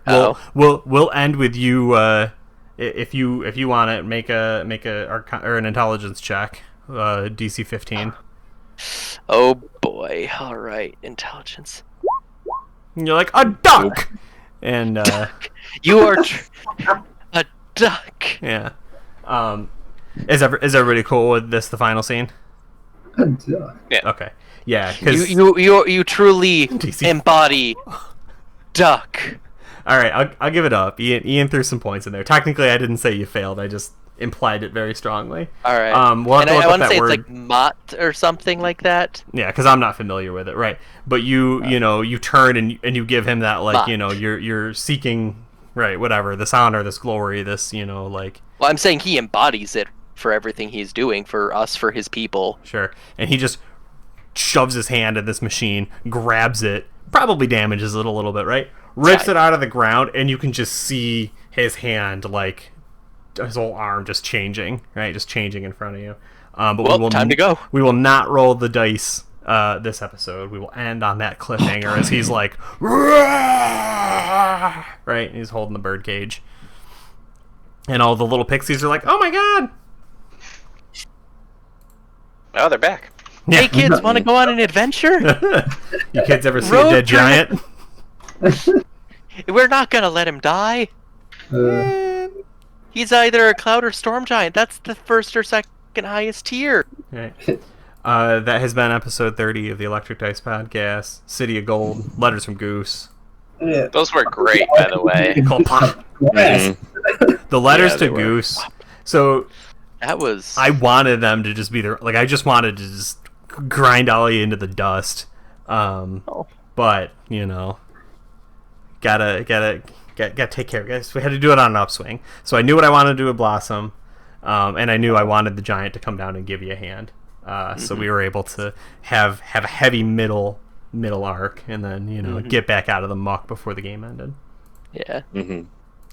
And I abandoned my child. I abandoned my pumpkin. my prize winner. All right. Anybody got anything they want to plug or say before we get on out of here? Tune in next week, same time, same channel for Courage the Cowardly One Shot, right? Courage the Cowardly One Shot. Yep. Next. All right. Next one, and then at some point in the near future, we're going to be playing Zweihander. We're working on the specifics now, which is very exciting. Very exciting. An even deadlier game for Dave to run. Exactly. I have my next spoiler race tomorrow at 8:30. If you come hang out, if you happen to choose to subscribe, you get this fancy new emote that I have. Spam that moat. Right? It's pretty fun. It's pretty cute. Yeah. Amanda made it for me, and I love it. Yeah, no, it's a really good emote. It's good. It's good. I try and plug subscriptions to the Electric Dice Podcast, but everyone's already subscribed. And you, as it turns out, are the current hype train conductor. So look at that. I noticed. I don't know how. Right. But I will take it. Except that meant that you can only have 3 badges. So I'm VIP 3-month subscriber, and technically number 2 in bits. Nice. But you got to pick. Yeah. And I think it does it automatically. Hey, Riley. You're a founder and a moderator. That's true. All right, I'm gonna hit that ad on our way out. Thanks y'all for watching, and we'll be back. We'll be back in a week. Catch you then. Okay. Bye. Bye. See ya. Bye. Nice. That was an emotional. That so much happened. Right. I wasn't projecting at all. Oh, Goose. I'm so sorry, Goose. We left him. You did a great job with that. Did we ever get an idea of how much time actually passed? You have confirmed 1 year. You've heard at least a decade. You've heard speculated 3 years and 70. So you do not know. Did we, with the goblins, was 70 a thing that was actually said? I don't remember. It was some crazy amount. It was the entire wall was filled, and then they went back over it. Yeah. Oh, the other way. So whatever it was, and then it again. It was a lot. Yeah, I do think he said 70, but I don't know. Like I had said before, if that's like that's from when Ack left, but I don't know how much time had passed between then and when we met Ack. Right. Because who knows how much time. So point is, time is destroyed. Yeah. It's maybe it'll all culminate in like a Groundhog Day like situation where we're all back at the bar in the very beginning. The machine. Laughing. The machine. Yeah. Nobody did try to touch it. Wait, there was that like future unknown version of Nico just like drinking at his bar, right? Yeah. Oh, there were a couple. There were several futures, including Queen Kaelin attacking Z2 and like holding him up off the ground by his neck with one hand. But who knows those futures? I'm a greedy DM. I don't want one story. I want them all. I mean, I'm wondering because like I'm thinking about this and I'm like, if it's been a decade, we're probably Gucci. Drib might even have a sibling left. If it's been, time is different all throughout the thing. So we might somehow get back if we ever get back, and it'll been like a week. That's why it's always maybe that's why it always closes so fast. Is it's from the one side it seems to close fast, and from the other it's like years or decades. But the pathway Tune might in also in be 2 weeks to find out. I'm gonna We're be actually here outta here. playing. Thanks, Alright, y'all. have a good one. I gotta get to bed. Bye. Bye. Yeah, I gotta go to Bye, bed. guys. I have work in the morning too. Good night, everyone.